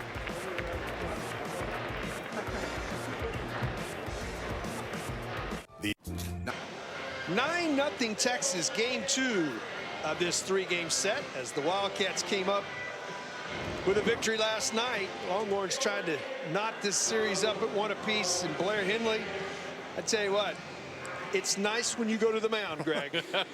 Yeah, and they put runs up on the board, and that's exactly what's happened in Blair Henley starts. Now, not to say Blair hadn't pitched pretty well, because he has, but he's getting some run support as well. We would have a running thing going in Cleveland where you would pitch and lose 2-1. The next day score 12 runs and walk by the starting pitcher and say, some guys get all the runs. Yes. Yeah, so Blair Henley gets 7.2 a start.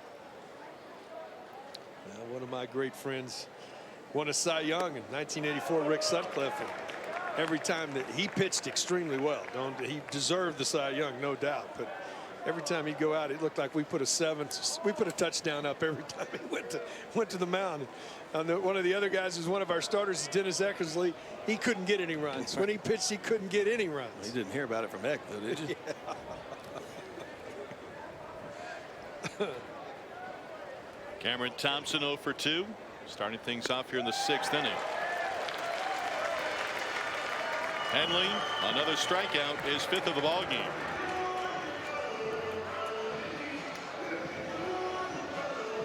Made in Austin weekend. It's just starting. This is the first part of it. Lots going on later this afternoon. We're not far to. We're going to have music across the street. Bevo Boulevard's going to be up and going. Will Brennan 1 for 2 at the plate. Offered at that one, says the third base umpire, Mark Wagers. Talked about the mentality of Blair Henley in games where they are close and you have to really concentrate. Well, this is just exactly the same way. When you have the big lead, you can't let your mind wander. You still have to make pitches. Blair Henley has been doing that today very well. Has retired 8 straight Kansas State batters.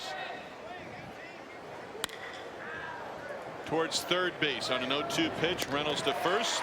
Brennan again showing that he does not strike out. Puts the ball in play. 9 in a row set aside by Blair Henley. Tonight, Tom Herman and the Texas football team will make their spring debut. Texas Game Day will kick off our coverage at 5:30 p.m. Central, and then it's football time at 6:30 p.m. for the orange and white spring game. Texas football beginning tonight at 5:30 Central Time on LHN. Can't wait to see this group of receivers. Obviously, you're the veteran guys that are coming back. We won't see a lot of them, but there are some young receivers that are just going to be dynamite. Thomas Hughes 0 for 2.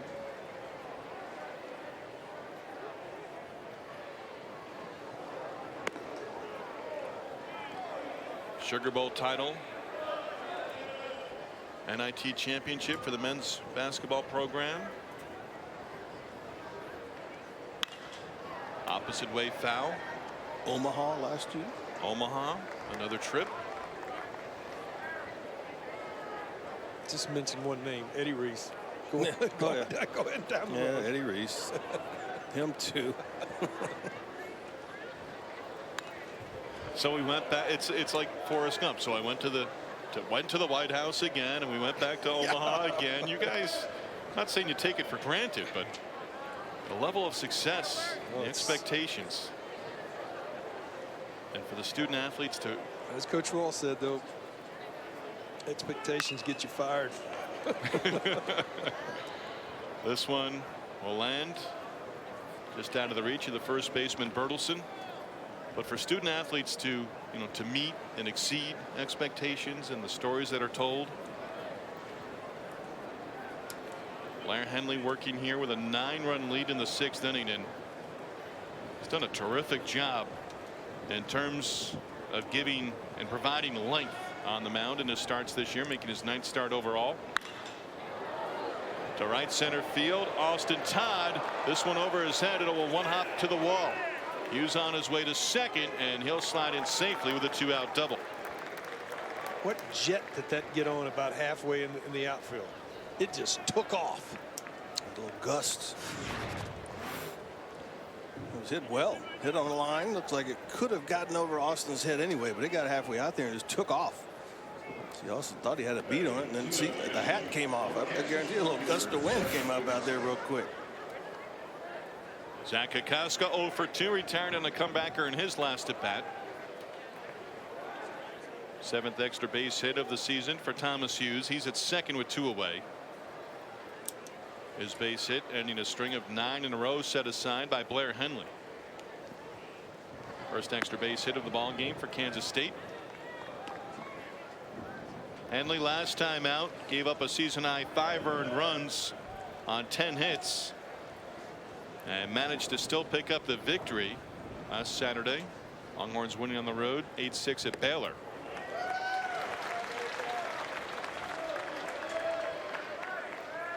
And just by looking, you were there last weekend, but looking, Elder may not have had his best stuff in Waco last weekend. Still managed to work into the 7th inning. Henley. Well, it's a tough place to pitch. It's a good offensive ballpark, is the Baylor ballpark. Let's start with that. It's hard infield. Ball gets out of the ballpark in a hurry, and you're going to give up some runs. And that's a good offensive club the Bears have. They are veteran. They've had a lot of at bats. There's no substitute in college baseball for experience. And you get a win any way you can get it. Pass forward into right center field for a base hit. Hughes will come in to score. Kansas State putting together back-to-back 2-out hits. Used a double, scores on Kokoska's base hit. He picks up his 23rd RBI in the year. It's just right there. You got to keep attacking here. Oh yeah, I mean the ball just got past Blair and took a big hop past Lance at second base. The State's not going to give up. Ceballos the backstop, 1 for 2 with a single.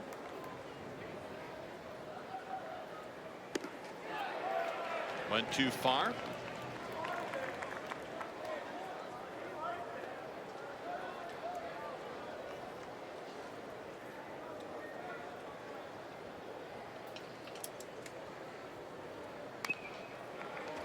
Don't leave it in there, though. Well, you can hang them in there today.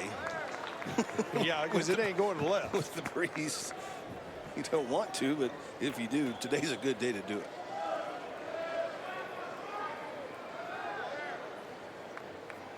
Henley about to throw his 80th pitch of the ball game, and his 20th pitch of the inning. Picks up the strikeout.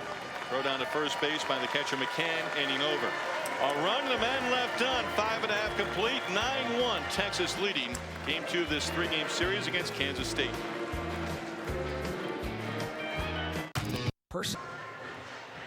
It's turned out to be a beautiful Saturday afternoon here in Austin. Steve Lennox, Keith Moreland, and Greg Swindell.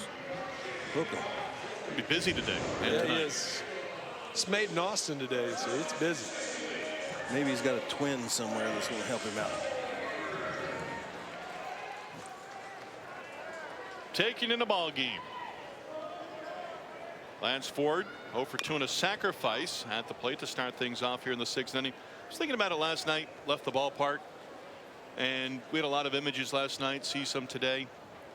Talk about growing the game, and just at the major league level. But this is also a great level to grow the game of baseball. Oh, there's no doubt about it. I don't think it's talked about enough. You know, you get great crowds in the Big 12 and the SEC, some of the ACC ballparks, and also throw in the Pac-12, the big conferences. But you know, we touched on it earlier with the great crowds and record series against Texas Tech earlier in the season. And I would think the last weekend of the regular season, it would be a big one as the Oklahoma Sooners come to town for the last 3.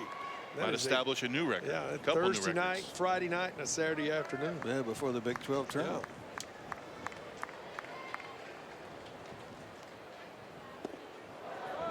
It's a good little cutter right there. Ford out on strikes for the 2nd time in this ball game.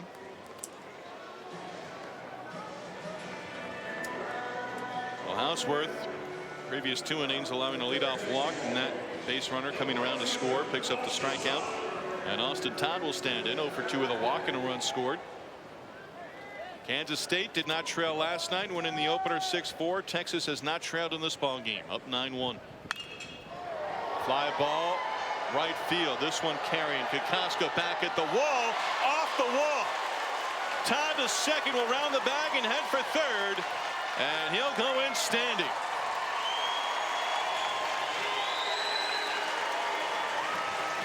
Second triple of the season for Austin Todd. That was close to getting out of here.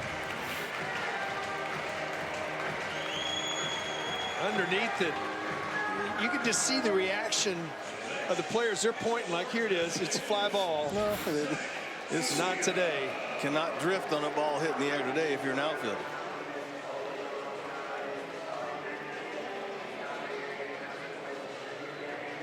Again, second triple of the season for Todd, 7th overall for Texas. And here is Zubia, already with a career high 5 runs batted in. It's a shift on. A shift on with the infield in. Yeah. That's a first. It's already driven in 5 today. You see the shift right there.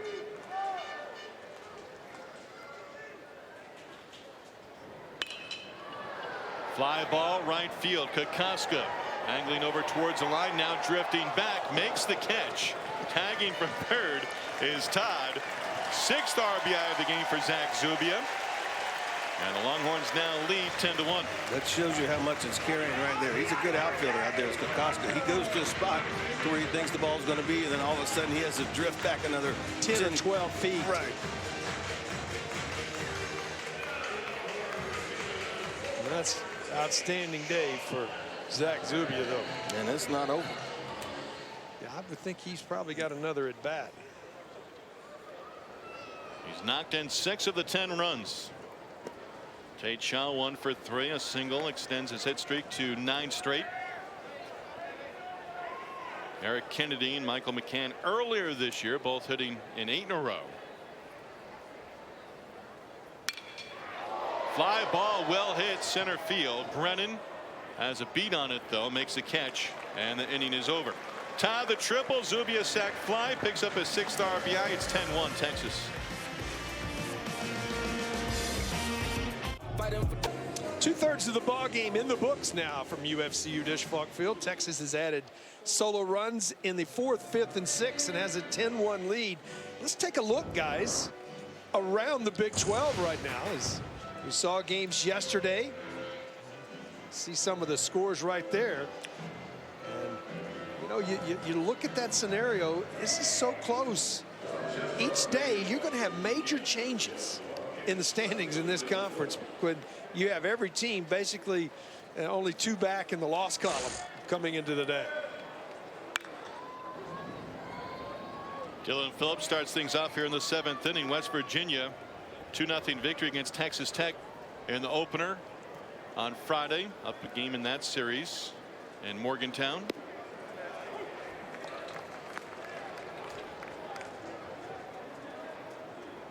Greg, you took note of Alek Manoah last night, picking up his 5th win on the season. Well, he was filthy. 4-hit shutout, punched out 15 punch outs. Kansas in that ball game today, they decided they want to play long ball. Van Cleve with a home run for Kansas. It's a tie game there. Hold on the ground through the right side. Phillips aboard with a leadoff hit to open up the top of the 7th inning. Last night, Oklahoma beat Baylor 7-5, scoring 5 runs in the 3rd inning. Baylor, you see, looking up at Oklahoma State, they've dropped 3 in a row entering today's action. You just look at it's going to be bunched up. We get some separation once we get into May and get 2 or 3 more conference series under their belt. Obviously, Texas travels on the road next week, go up to Stillwater to play the Cowboys. Sperlin has popped out to 2nd and lined to left in this ball game against Blair Henley. A couple of pitches elevated so far. Pitch count in mid-80s. Some stretching going on in the Texas bullpen.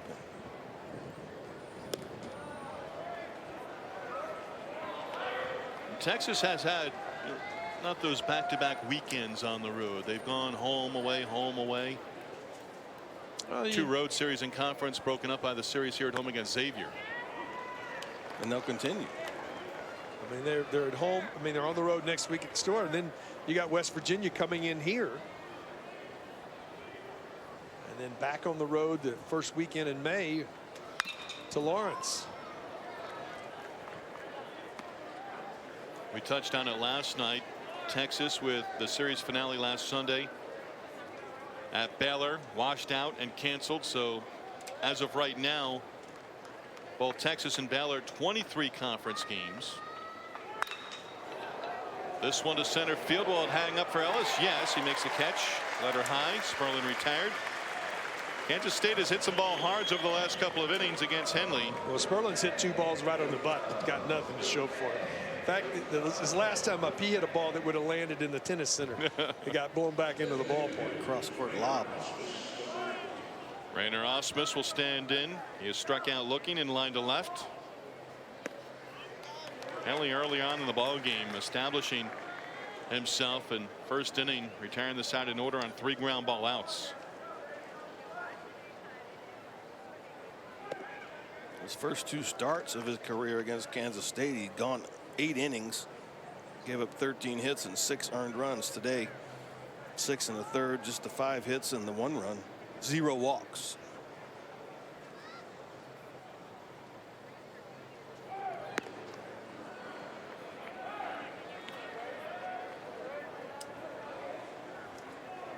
Fastball count here.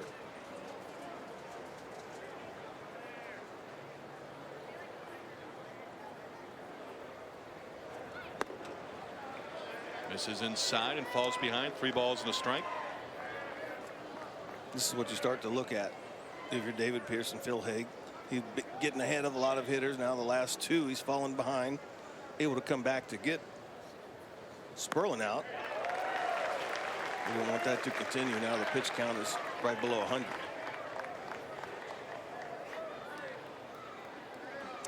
See him throw a double play ball right here. It's just his 4th 3-ball count of the day.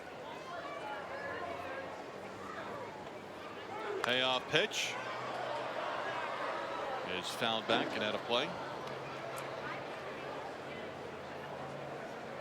David Pierce's offense got things going in the second. 7 runs across. 11 batters came to the plate against Casey Ford.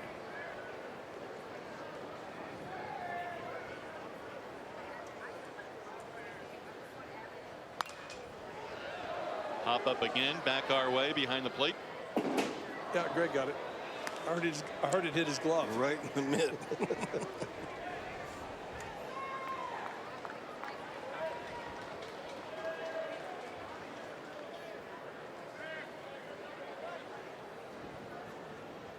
Eighth pitch of the at bat coming up, and we'll wait a moment.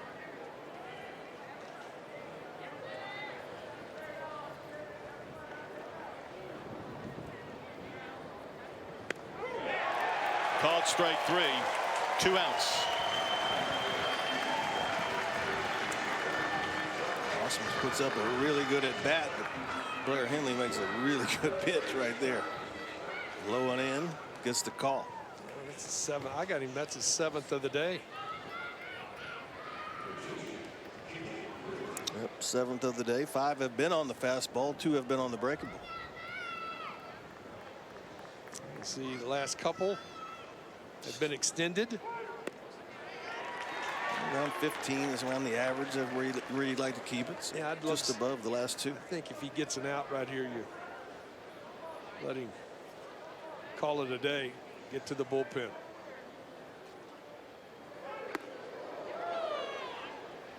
Struck out 8 and matched a season high. And 6 innings of work on the farm against Stanford back in early March.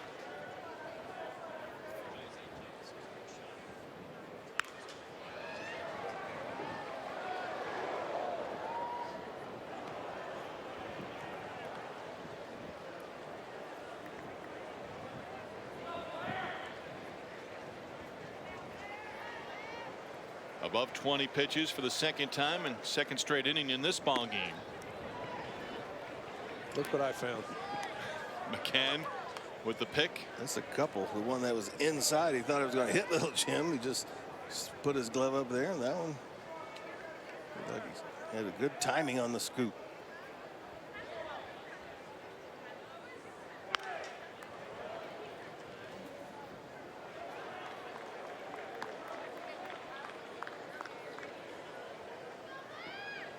Above 100 pitches in this outing. His 3rd straight outing with 100 or more.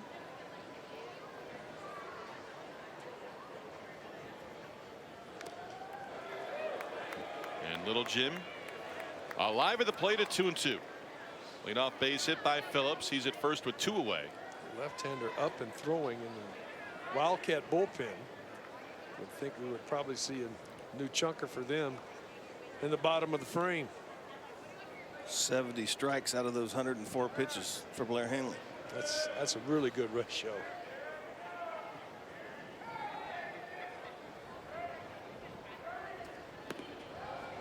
Three and 2 on the 2nd straight batter. You've got to know, Greg, that you're at the end sometimes. I know you've been out there a lot of times in the course of your time pitching. And you knew your number was getting close to the end. Not in college, because that might be 160. Just getting loose. Yeah, 100 is that number. I mean, that what they use these days, but you can just tell a couple 3-ball counts in this inning. Ball elevated, laboring a little more. Taking a beating by the wind out there too.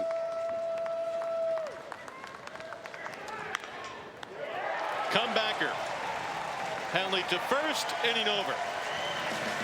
A leadoff base hit, nothing else doing. Stretch time in Austin, 10-1 Longhorns.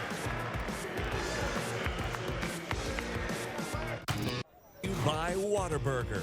The perfectly spicy Buffalo Ranch chicken strip sandwich is back, only at Whataburger. Longhorns on top, 10-1, bottom half of the 7th inning. Luke Houseworth went 4, gave up 3 runs all earned, and gives way to Joey Martin, who is now on. Young man from Comfort, Texas, is on to try to keep this a ball game that is 10-1 with his team down. Where's Comfort zone? Right about 10? Yes. Comfort towards El Paso. El Paso. All right. Joey Martin in this ball game, the left-hander.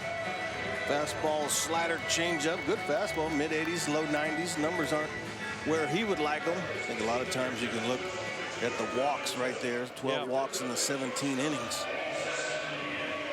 Command. Last time out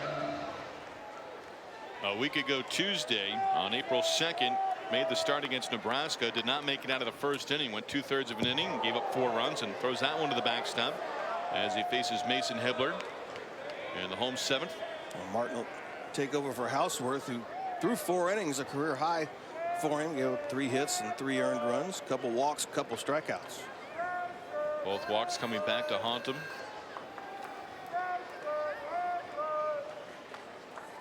Starter Ford went the first 2 innings and gave up 7 runs in the second. Mason Hibbler got things going with a 1-out single in the second.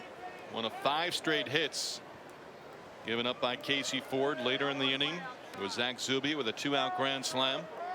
Zubia has a career high 6 runs batted in. There he finds a strike zone. You know, it's so. Pitching is such a funny thing. He can throw 2 balls look like Nuke LaRouche, and then he can fire one in there at 90 right on the corner at knee high. Found it.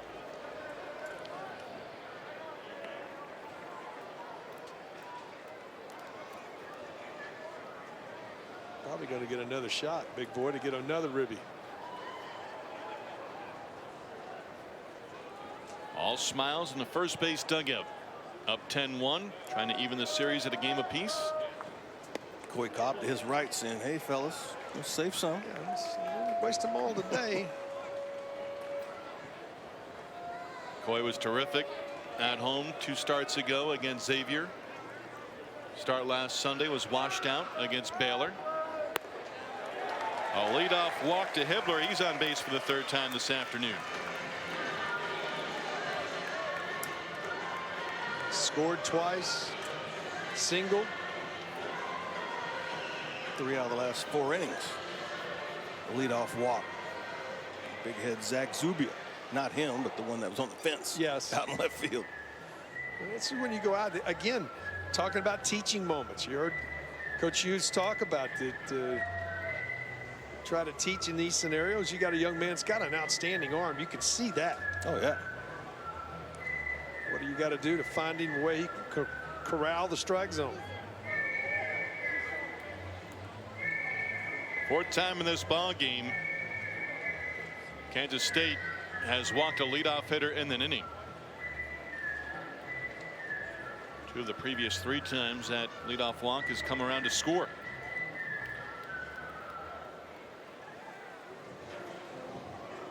So Martin, leadoff walk to Hibbler. And Ryan Reynolds, 1 for 2 and a sacrifice.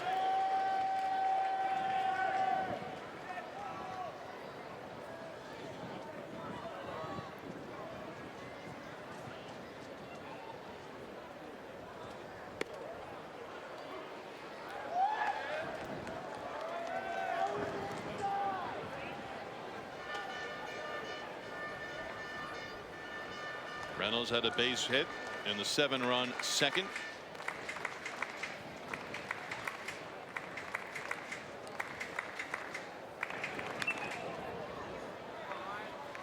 Kansas State, we touched on the Longhorns and what they'll have on the conference schedule the rest of the way after this series.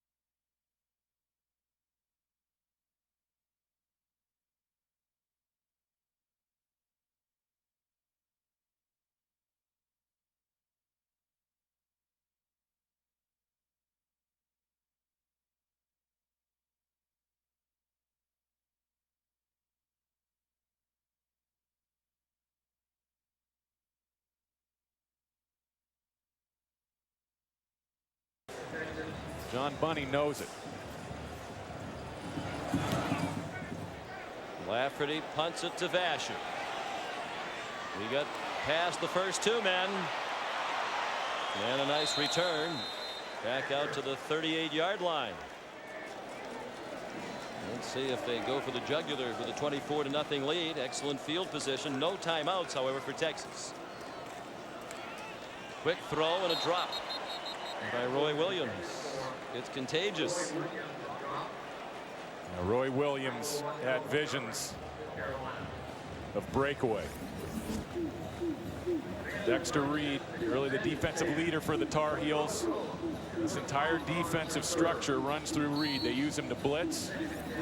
Got a rude welcoming from Derek Dockery, big offensive tackle. But Reed is really one of the top safeties.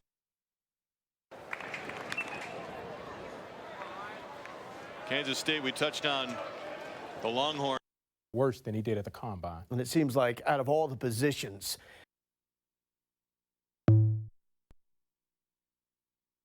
and then Chris, Somebody also 19. I think by Mason.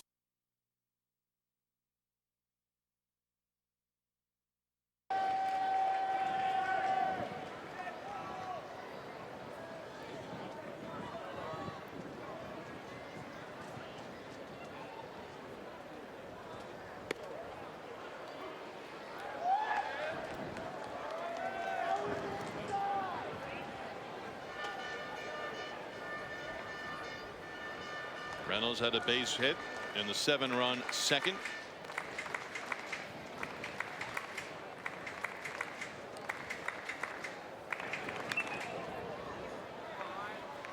Kansas State, we touched on the Longhorns and what they'll have on the conference schedule the rest of the way after this series wraps up on Sunday. Home versus TCU, home versus Oklahoma, at Baylor, and West Virginia.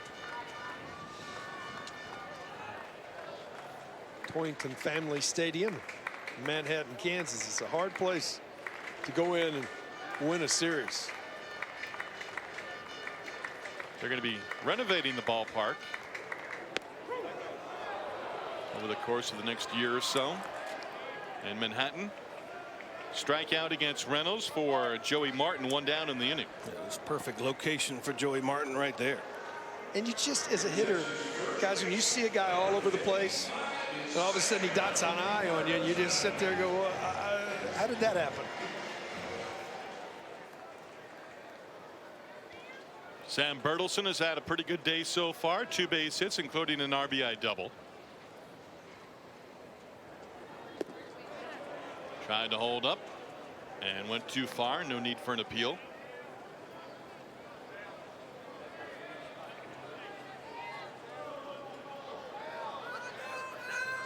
Bertelson now 4 runs batted in on the season.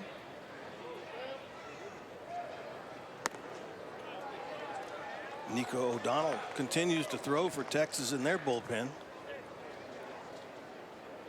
Blair Henley 7 strong innings while allowing just 1 earned run. And right when I say that, he sits down. Well, he may be ready to go. 2 ball 1 strike count.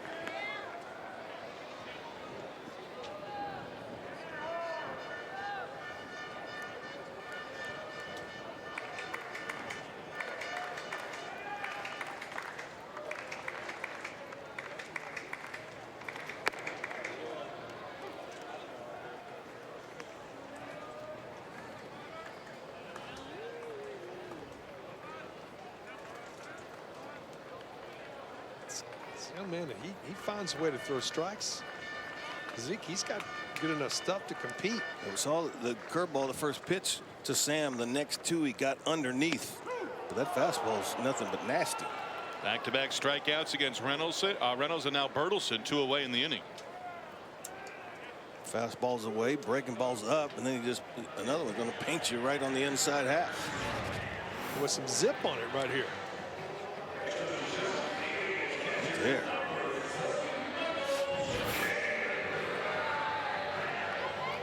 only place you can hit that is off the top of your foot. Yeah, you're not gonna keep it fair. Yeah. Michael McCann, RBI base hit back in the second. Picked up an RBI in the 5th inning, reaching on a fielder's choice.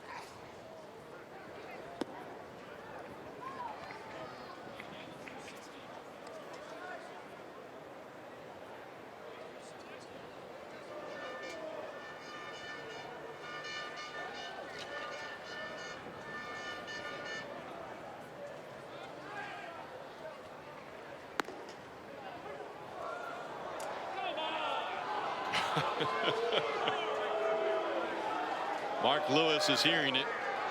And the fans behind home plate just below us. They're all umpires. Yeah, 10-1. Yeah. Same people who probably were saying early this morning this game was going to get washed out, right? I know Michael McCann's not saying it's 10-1. I know, but that's what happens. Right.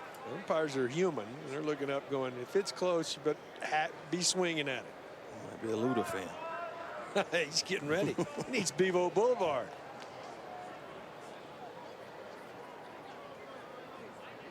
Mark Lewis, replacement umpire last Sunday for the series finale for Texas and Baylor in Waco. On the plate for game 2 of this series. Opposite way, base hit. McCann, his second hit of the ball game. Turning second, holding is Hibbler. And now 2 on with 2 away. Just muscled it into right field. Second hit of the day for the senior from Round Rock. Dropped his hands down inside.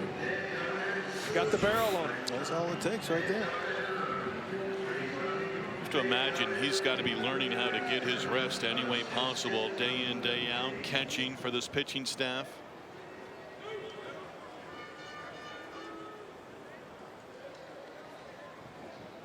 Duke Ellis at the plate. Bryce Regan has come into the on deck circle.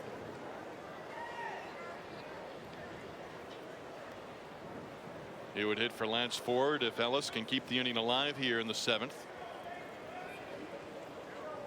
Longhorns, little picket fence, single runs each of the last 3 innings. Trying to tack on a run here in the 7th with 2 outs. Ellis has walked twice, picked up a base hit, and scored a pair of runs.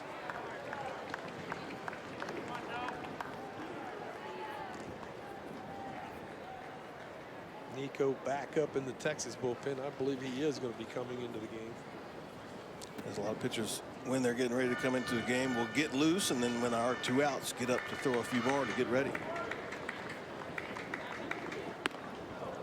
1-2 on Duke Ellis. And Nico.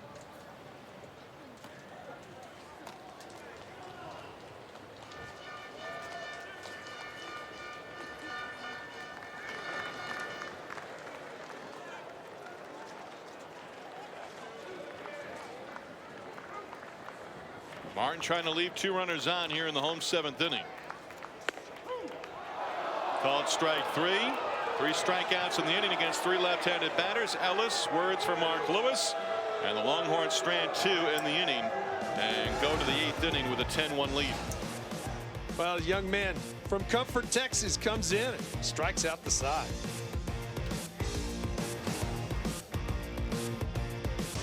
Well, Blair Henley getting the start here on this Saturday. His day is done, but when he was in there, he was exceptional, guys. Had 7 strikeouts on the day, 5 on the fastball, 2 on the off-speed pitch. And guys, when you get a lead like this, it's a lot different than when you're close to game. Sometimes you can stray. Blair Henley did not do that today. He pitched an outstanding job with the run support. Gets love from his teammates right there. Over 100 pitches. I like the 2nd straight start of 7 innings with 0 walks for Blair Henley. Yeah, that's so important for him, and he's been that guy. You know, we talk about the Friday night guy. Steven, you cover this sport across the country. Friday night guys are so important, but boy, that Saturday guys, he can either. It's got like for Henley, Put yourself in positions where you got a chance to get back in the series. You got a chance to win the series going with a guy on Saturday. And well, it's so important to have that guy that can do that. Henley's been that Saturday guy and really performed well this season. Give way to Nico O'Donnell, the Churchill Charger. We have not seen him since the Arkansas series. He pitched an inning, gave up a hit, a run, and struck out a couple in that ball game. 7th appearance overall in the season. And talk about a starting pitcher working with a lead and a comfortable lead. Now up to the bullpen over the final 2 innings. You don't want to see any red on the scorecard. You don't want any free passes here. You want the 6 outs and get out of here feeling good about yourself. You've watched the game. You see, you know where it's carrying, you know where it's not carrying. Get the ball over the plate, let them hit it. If they want to hit the left field. Left-handed hitter wants to put this ball as hard as he went to left field. Go for it, big boy. Cameron Thompson 0 for 3, 2 strikeouts. Struck out 4 times in the series, and now 1 for 8.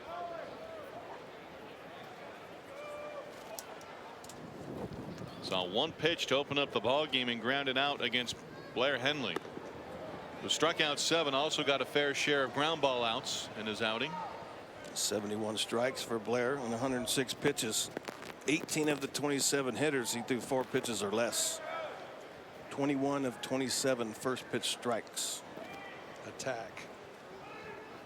9 of those were swung at.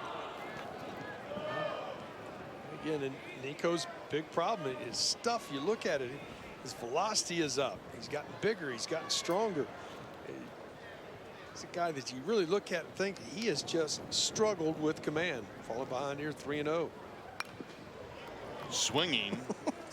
Backing up there 3-0 down 9. I like it. Try to get one quick. Thompson relatively new to the leadoff spot. Last 2 games up there. Mercy. I didn't see that coming. Did you? No.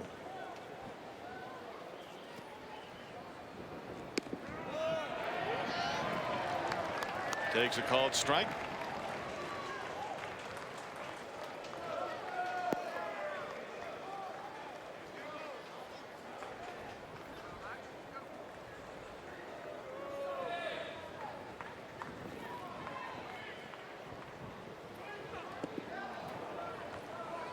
Walked him to open up the 8th inning. And Thompson aboard for the first time in this ball game. I was going to say, you can bet somebody who's going to be up for Texas right now. You can't take that chance of putting base runners on in one swing of the bat. Especially anything flying to right. Right. Will Brennan, 1 out of 3 with a single. Takes upstairs for ball 1. Matt Whalen up for Texas. Michael McCann is a veteran. Go out. You know, sometimes you got to be blunt with a pitcher. As a catcher, you got to walk out and say, "Come on, man. If you don't throw strikes, they ain't gonna leave you in here, man. I don't make that decision, but they ain't gonna leave you in here." We got a 9-run lead. Let's go. Will Brennan, only Kansas State player named preseason All Big 12. His first team All Big 12 last year, hitting .359. Spoils 1 foul.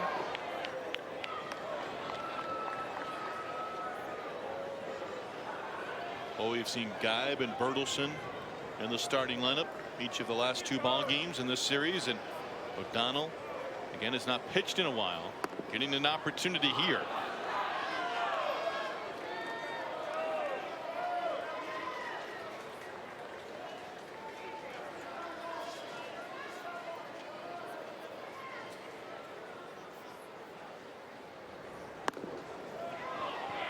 Three ball, 1 strike count.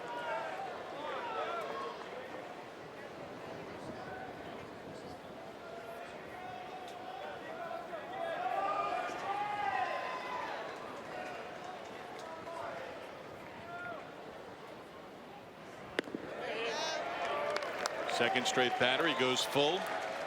Lost Thompson, who's at first base.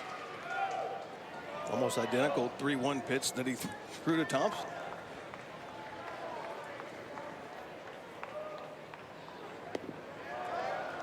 Lost him, and that puts runners at first and second with 2 walks. And that'll be it. David Pierce on his way out has made the motion to bring in Whalen. He is trotting in from the bullpen as Nico O'Donnell will exit.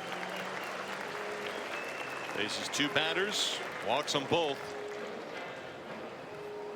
And Matt Whalen will be on the hill for the Longhorns. And he'll enter with 2 on and nobody out in the top of the 8th inning in a 9-run ball game.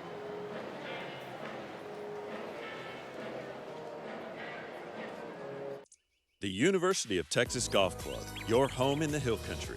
It's a member experience as big as Texas. Major champions, tour pros, and you can stroll the 18 holes. Play the Spieth Lower 40, a fun 6-hole short course. Hit the courts in the biggest indoor tennis facility in Austin. Host your next event in our pavilion or clubhouse. The next time you're in Austin, stay and play in our casitas. The University of Texas Golf Club was founded by Longhorns for Longhorns.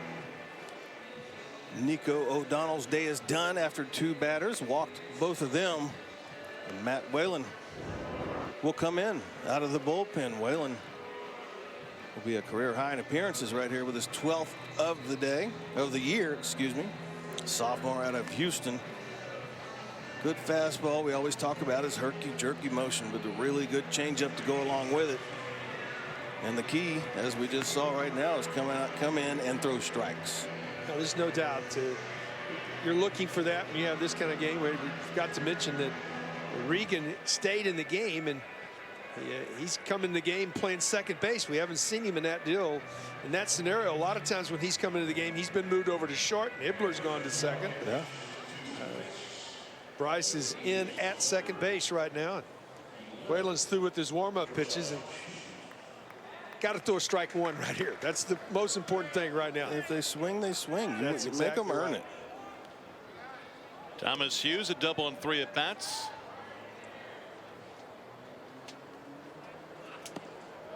Whalen fires ball 1. O'Donnell went 3-0 on Thompson. Thompson swung 3-0, walked on a 3-2 pitch, fell behind Brennan, walked him on a payoff pitch. You're a 3-hitter right now. Kokoska, the cleanup batter, stands on deck. There you go.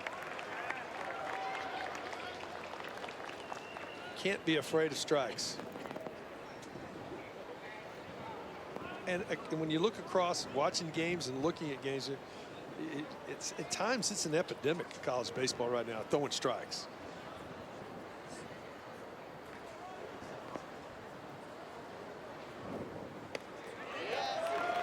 Coaches understand you come in situations, whether it's a 1-run ball game or a 9-run ball game, your job is to throw strikes, get the outs, and you've got guys behind you who, if you're not going to get the job done, guys are going to be called upon and you're going to have short stints. As a starting pitcher, you have maybe a few innings to settle in. As a relief pitcher, you don't have time. You have to be ready when you come in to throw strikes. And did that right there. Good little cutter. Hughes out on strikes for the 2nd time in the ball game. Zach Kokoska will stand in, 1 for 3, 2-out RBI base hit against Henley in the 6th inning. Gonna need that hat flip today right there. Keep it on. Keep it on. In between hat sizes. Good hitter. Kokoska now 39 hits on the season. Team leader in average, on base, and slugging percentage. Short, quick swing.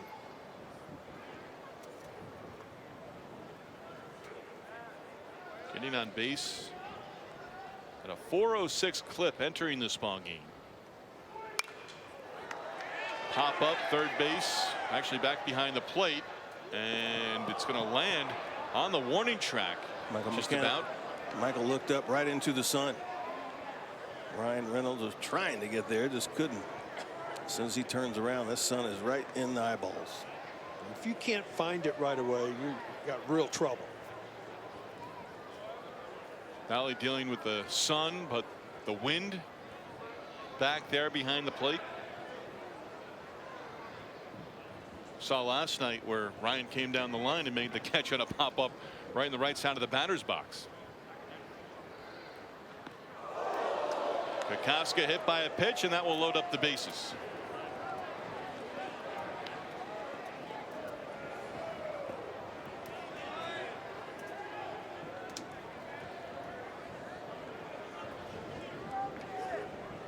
That hurt.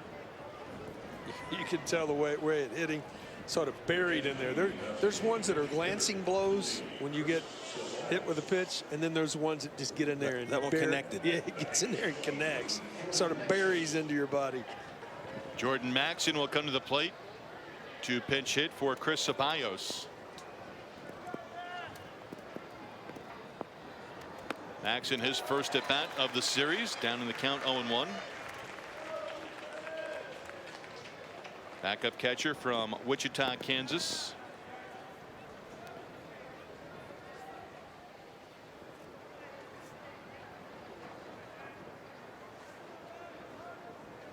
Matt Whalen picking up a strikeout against the first batter that he faces in relief of Nico O'Donnell. Jumps in front 0-2 on Maxson.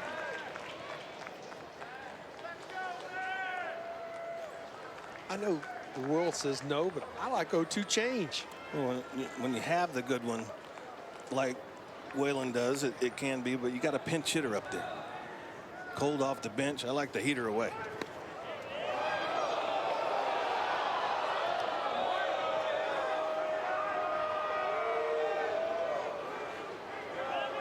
Maxson last night had 2 base hits and struck out in five times in 11 at bats against Creighton.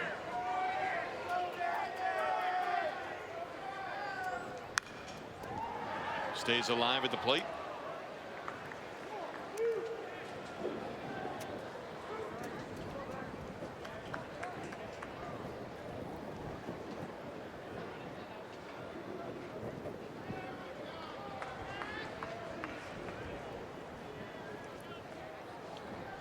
Henley went the first 7. In line for the victory, would be a 6th on the year, giving up just 1 run in his outing. O'Donnell walking the first 2 batters here in the 8th. And that Matt Whalen out of the bullpen in relief.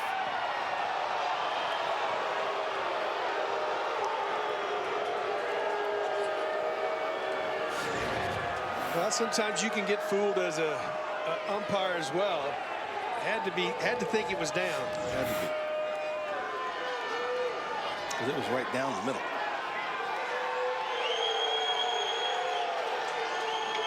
And now Mark Lewis hearing it from the first base dugout.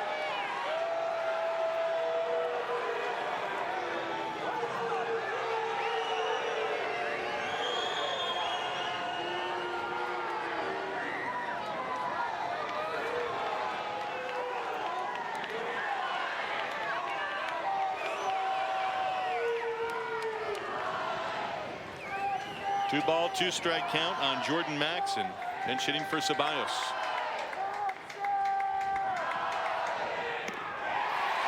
Back-to-back 2 strikeouts now in the inning for Whalen. Sandwich in between there, a hit by pitch, 2 down. You see that right there? A little cut on that ball? Yeah. Just right at the end, just enough to get it off the barrel. Get it off the barrel. What's this? Right at the end. Right there. Just a little bit of movement. We'll have our 2nd straight pinch hitter for Kansas State.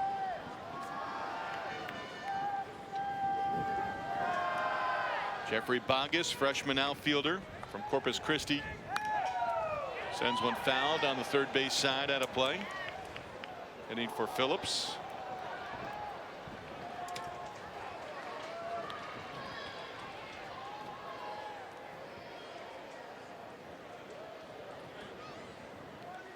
Whalen trying to leave 2 runners stranded.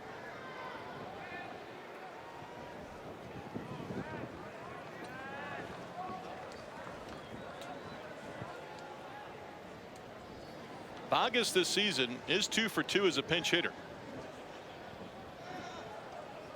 Time called at home plate.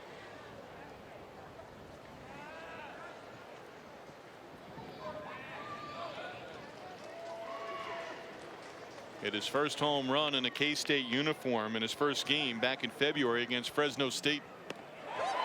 Good pitch there, 0-2. Parachute.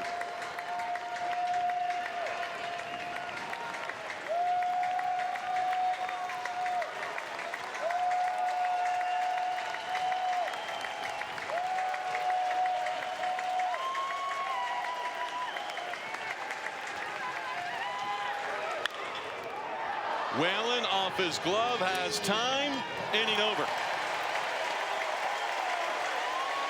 Whalen leaves them loaded, 10-1, Texas with the lead.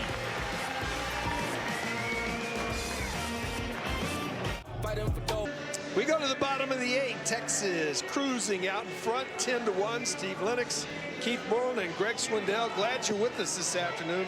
This is a long day on LHN. There's a lot of things going to happen. When we get through with this ball game, about 5:30 this afternoon, we'll send it across the street. They'll have Texas game day leading into 6:30 and the spring game. And the Wildcats guys go to the bullpen again. Zeke, who do they go get? Jackson Passano.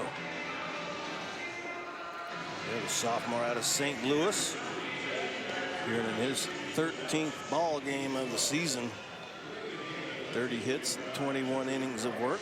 Passano's got the fastball, mid-80s, curveball, and changeup. Looking to get him an inning here with Texas leading 10-1. And a new battery, Passano on the hill. Jordan Maxson stays in the ball game. Pinch hit in the top of the inning. It's not blowing, is it? No, not at all. 20-30 from left to right.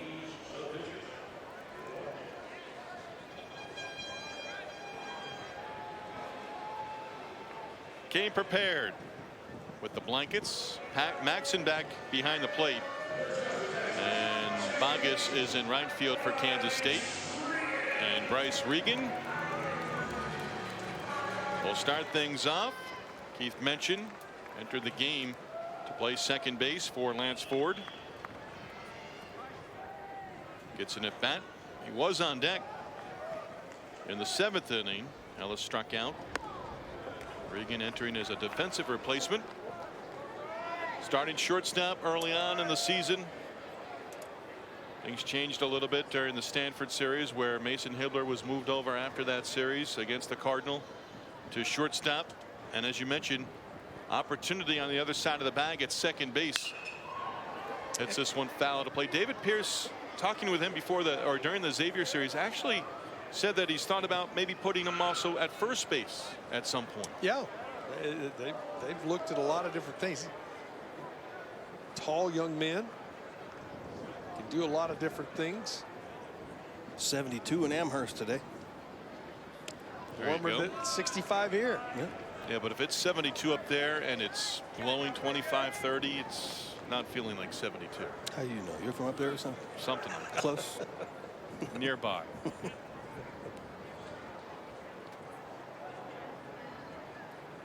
Passano facing Regan. Home 8th inning, 10-1 ball game. Texas 7 runs in the 2nd. How far is it from Amherst then, Steve, to like Fort Washington? To where? To like Mount Washington? Is it Fort Washington? What's what they have, a mountain in New Hampshire that called Washington in the Green Mountains? Oh, you got me there. Okay. Bouncer towards third. Thompson throws out Regan, one away. But the man's face on the mountain? No, it's in the Dakotas. No. I know that. See the number right there. Longhorns just one loss this season when trailing, or rather one loss when leading after 7. Austin Todd, triple and a run scored in the 6th inning. Well, you put the forecast together saying Zubia would get another turn, and he's going to. Here in the 8th, career high 6 RBIs. He's on deck.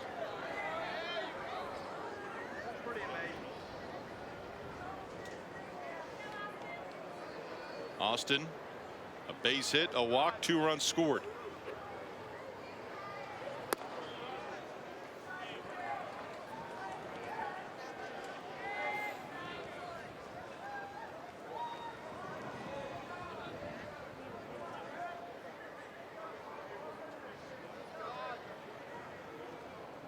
Passano, fourth pitcher used by Kansas State here in game 2 of this series. Coy Cobb gets a start in the series finale tomorrow. Both teams will leave the ballpark tonight, come back tomorrow with an opportunity to win the series in the finale.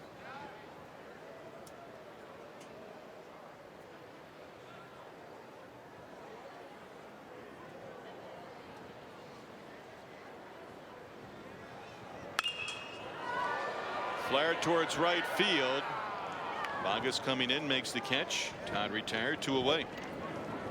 On the day with the wind blowing like that, your first reaction is to go back. Vargas did take that little step back, came in and got it. Zach Zubia will stand in. Zubia in the 2nd inning with the bases full. That capped the 7-run frame.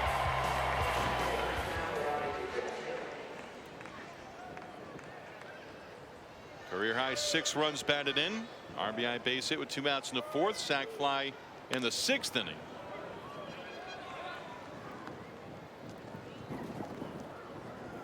Blair Henley again in line for the win. 7 innings, 1-run baseball.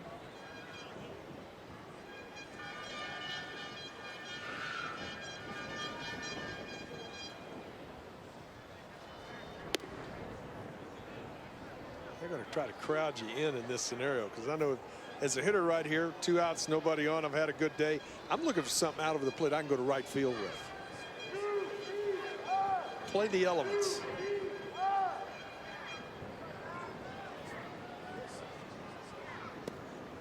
Two ball, 1 strike count on the cleanup hitter.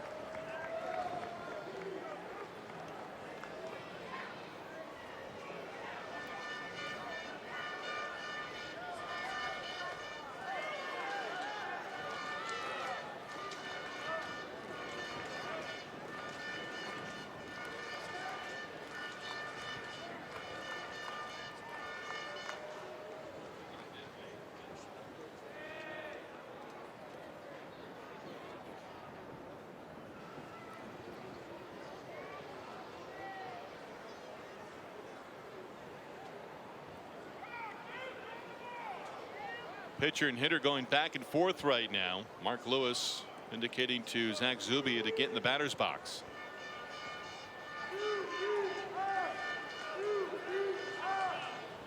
Passano has retired the first 2 batters in the inning. Bottom dropped out.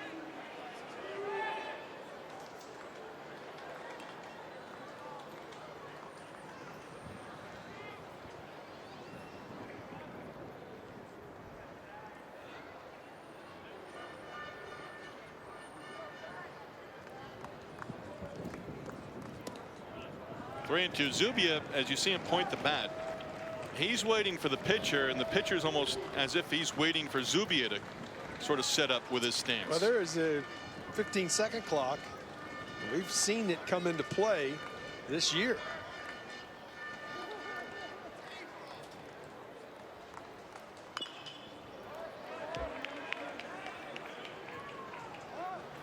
Do you think ultimately that's going to lead to taking and trimming a couple of minutes off a game at the big league level? I don't know. I mean, baseball's it's a game without a clock. That's what's been so great about it. It's the only sport that you can score and you don't have the ball. The opponent's got the ball when you score. Chopper towards third. Cameron Thompson across the diamond. Inning over. Passano a 1-2-3/8. We're on to the 9th inning. Texas 3 defensive outs away from evening this series up at a game apiece.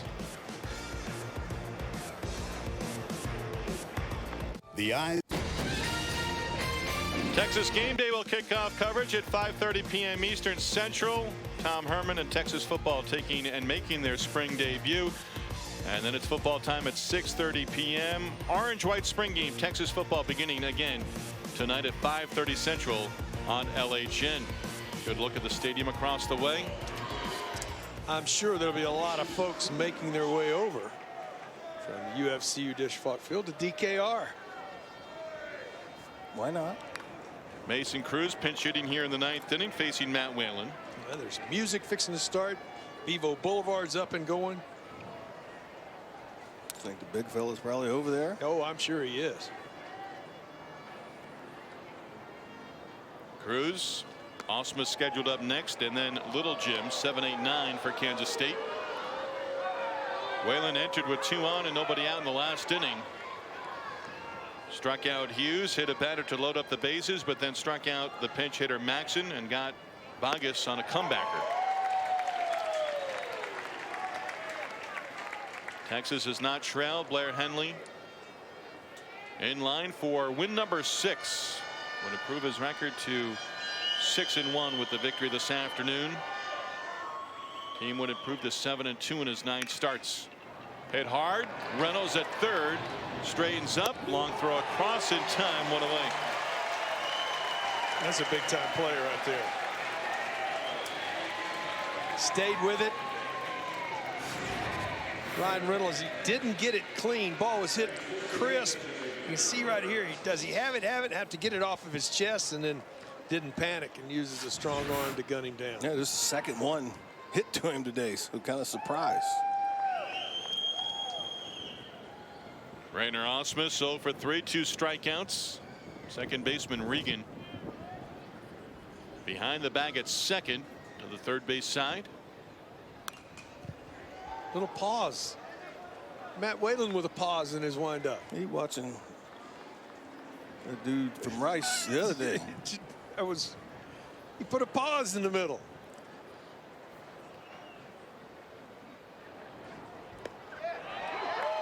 Ahead 0-2.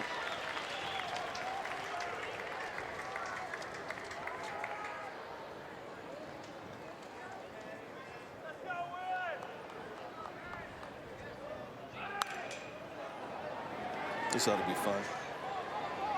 3 infielders on the left side. Reynolds stays with it all the way.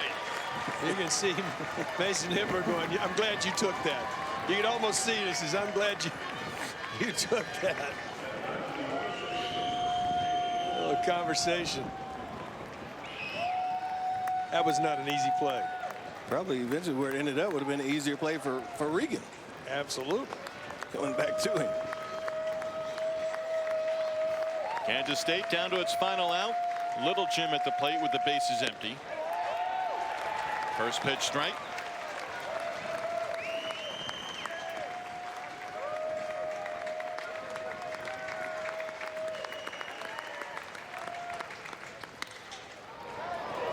In the air, right center field. Ellis going back, ball carrying and off the scoreboard for a home run. Caleb Little Jim, a 2-out solo home run here in the 9th inning, and K-State down by a score of 10-2. He put a charge in this one. He hit this ball well, and then he got some help from that breeze. That's the first one I have seen hit the scoreboard in right field. Zeke, would you concur with that? Yeah, that ball just got up and in the breeze and get out of here easily. To center field. Ellis is there. Ball game over. Longhorns win 10-2. They even up the series at a game apiece with a finale on Sunday afternoon. Well, this all starts, in my opinion, guys, with the starting pitching. And Blair Henley was just really, really good early in this ball game. He was in command. Texas found a way in that second inning to separate the game quickly by getting the grand slam in the 7th spot. But Henley set the tone for me in this ball game. Yeah, you come out throwing strikes and keep Kansas State off the board early. And we talked about it. Texas needed to play with a lead. And how do you do that? You hold them. And then Texas offense came alive and took advantage of balls up in the zone. And really, they swung the bat good. But, yeah, when you win a game as lopsided as it is, it's pitching that does well. And Blair Henley did good. And Matt Whalen comes in to finish it out the last couple innings.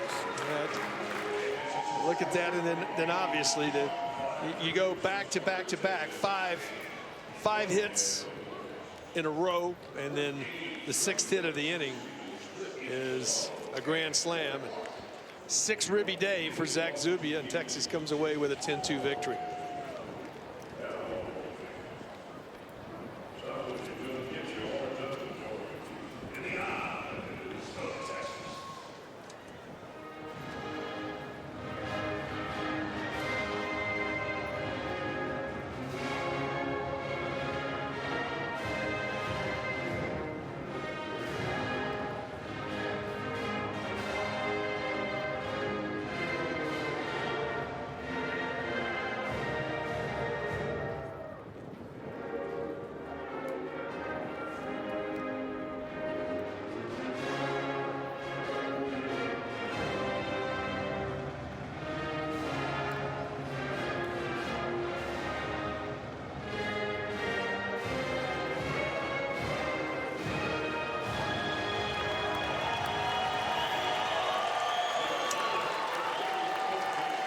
10-2 the final. Texas victorious against Kansas State. The series tied up at a game apiece. We'll have more after this break.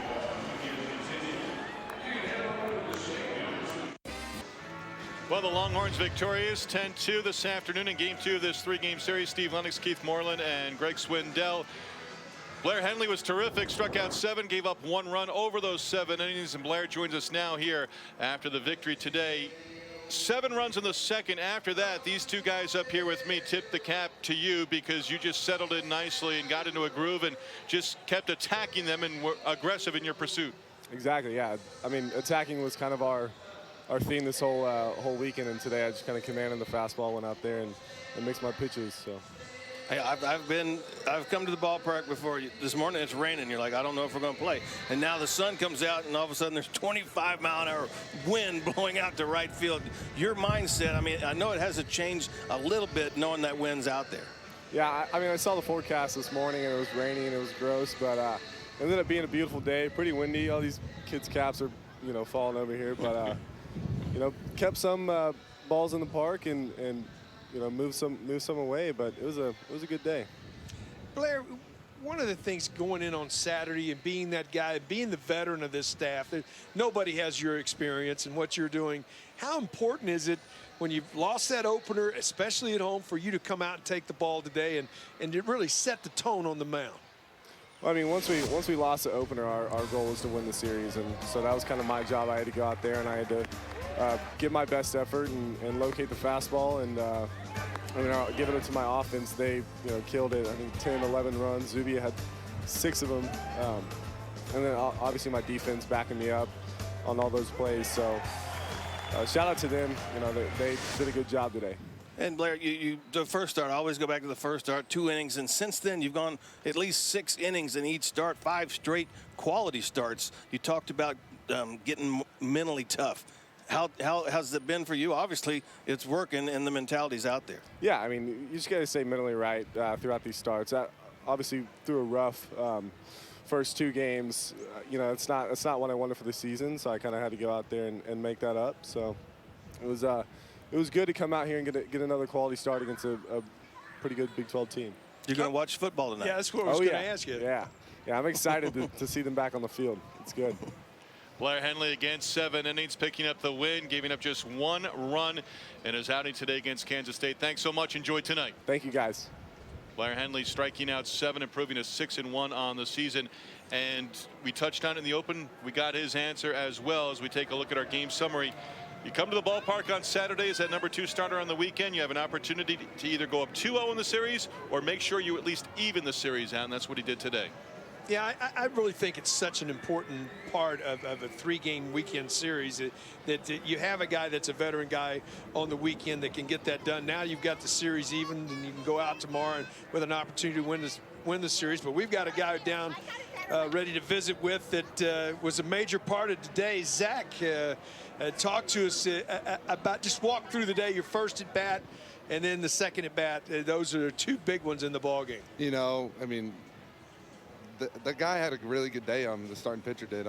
He came out and really commanded the zone really well. And so we came out in the second inning whenever we were really hunting for runs, had bases loaded, 2 outs. And, I was like, just put the ball in play, hit the ball hard somewhere. And luckily it went over the fence. Well, that's what I mean. When you see the breeze like it is, you're looking for something up in the zone that you can put in the air out there, and hopefully it can leave the ballpark. Oh, yeah. I mean, you can't just play the breeze, but, I mean, you definitely just want to hit the ball hard. And just watching the balls fly to right field was kind of just crazy today. All right, now walk us through it. You were 3-2 the first time up. You took a fastball in a nasty spot. And then the second time up, you're 3-2. Are you just thinking contact right there? I mean, you're not thinking contact necessarily. You're still trying to drive the ball, but, I was just trying to hit a ball that was elevated somewhere and just making sure that I was staying with my approach and not, you want to drive all those runs in, so. We asked Blair his plans for tonight. What's on your docket? I think I'm going to go watch the spring game, actually. Go support the boys and, what's up, Coach? And just go make sure that they're supporting us all the time, so go support them too. Well, now, tell everybody, you were a high school quarterback, weren't you? Yes, sir. There you go. Now are you going to be watching the quarterbacks to see if there's a backup for Sam? Nah, I'm just going to be out there hanging out. My girlfriend's actually cheering, so shout out. Hey, But you know what these guys told me? You're a big guy for a quarterback, but that starting pitcher against you was a quarterback in high school. he How about was. that guy? I could not believe that. That guy is ginormous. Zach, thanks so much for taking a couple of minutes with us. Great Awesome. effort today. Appreciate it. Career high 6 runs batted in, including a grand slam for Zach Zubia and a 10-2 victory. We'll be back to wrap things up from the Dish. Longhorns with the win, even up the series at a game apiece. 6,300 on hand here today to watch the Longhorns beat up on the Kansas State Wildcats 10-2. Some of the fans still in attendance getting autographs. The series wraps up on Sunday with our inaugural Bark in the Park Day that will bring some furry friends into the Dish. Texas baseball tomorrow, 1 p.m. Central on Longhorn Network. Coy Cobb, Greg Swindell will get the start. He was terrific 2 starts ago here at home against Xavier. Yeah, he's been good as a freshman. He's been the Sunday guy for Texas. He's got the stuff. For him, just like Blair Henley, just like all of them, it's command of the zone, and he had that against Xavier, and his start last Sunday was cut short, so he's had a lot of rest. He's going to have to maintain that adrenaline and everything tomorrow afternoon. And the Longhorns are going to face what has been the most consistent pitcher all year long for the Wildcats in Jordan Hicks. Once again, our final score 10-2. Longhorns even up the series at a game apiece. Join us Sunday, 1 p.m. Central for the final game of this series against Kansas State. Coming up next, Texas football all access spring camp.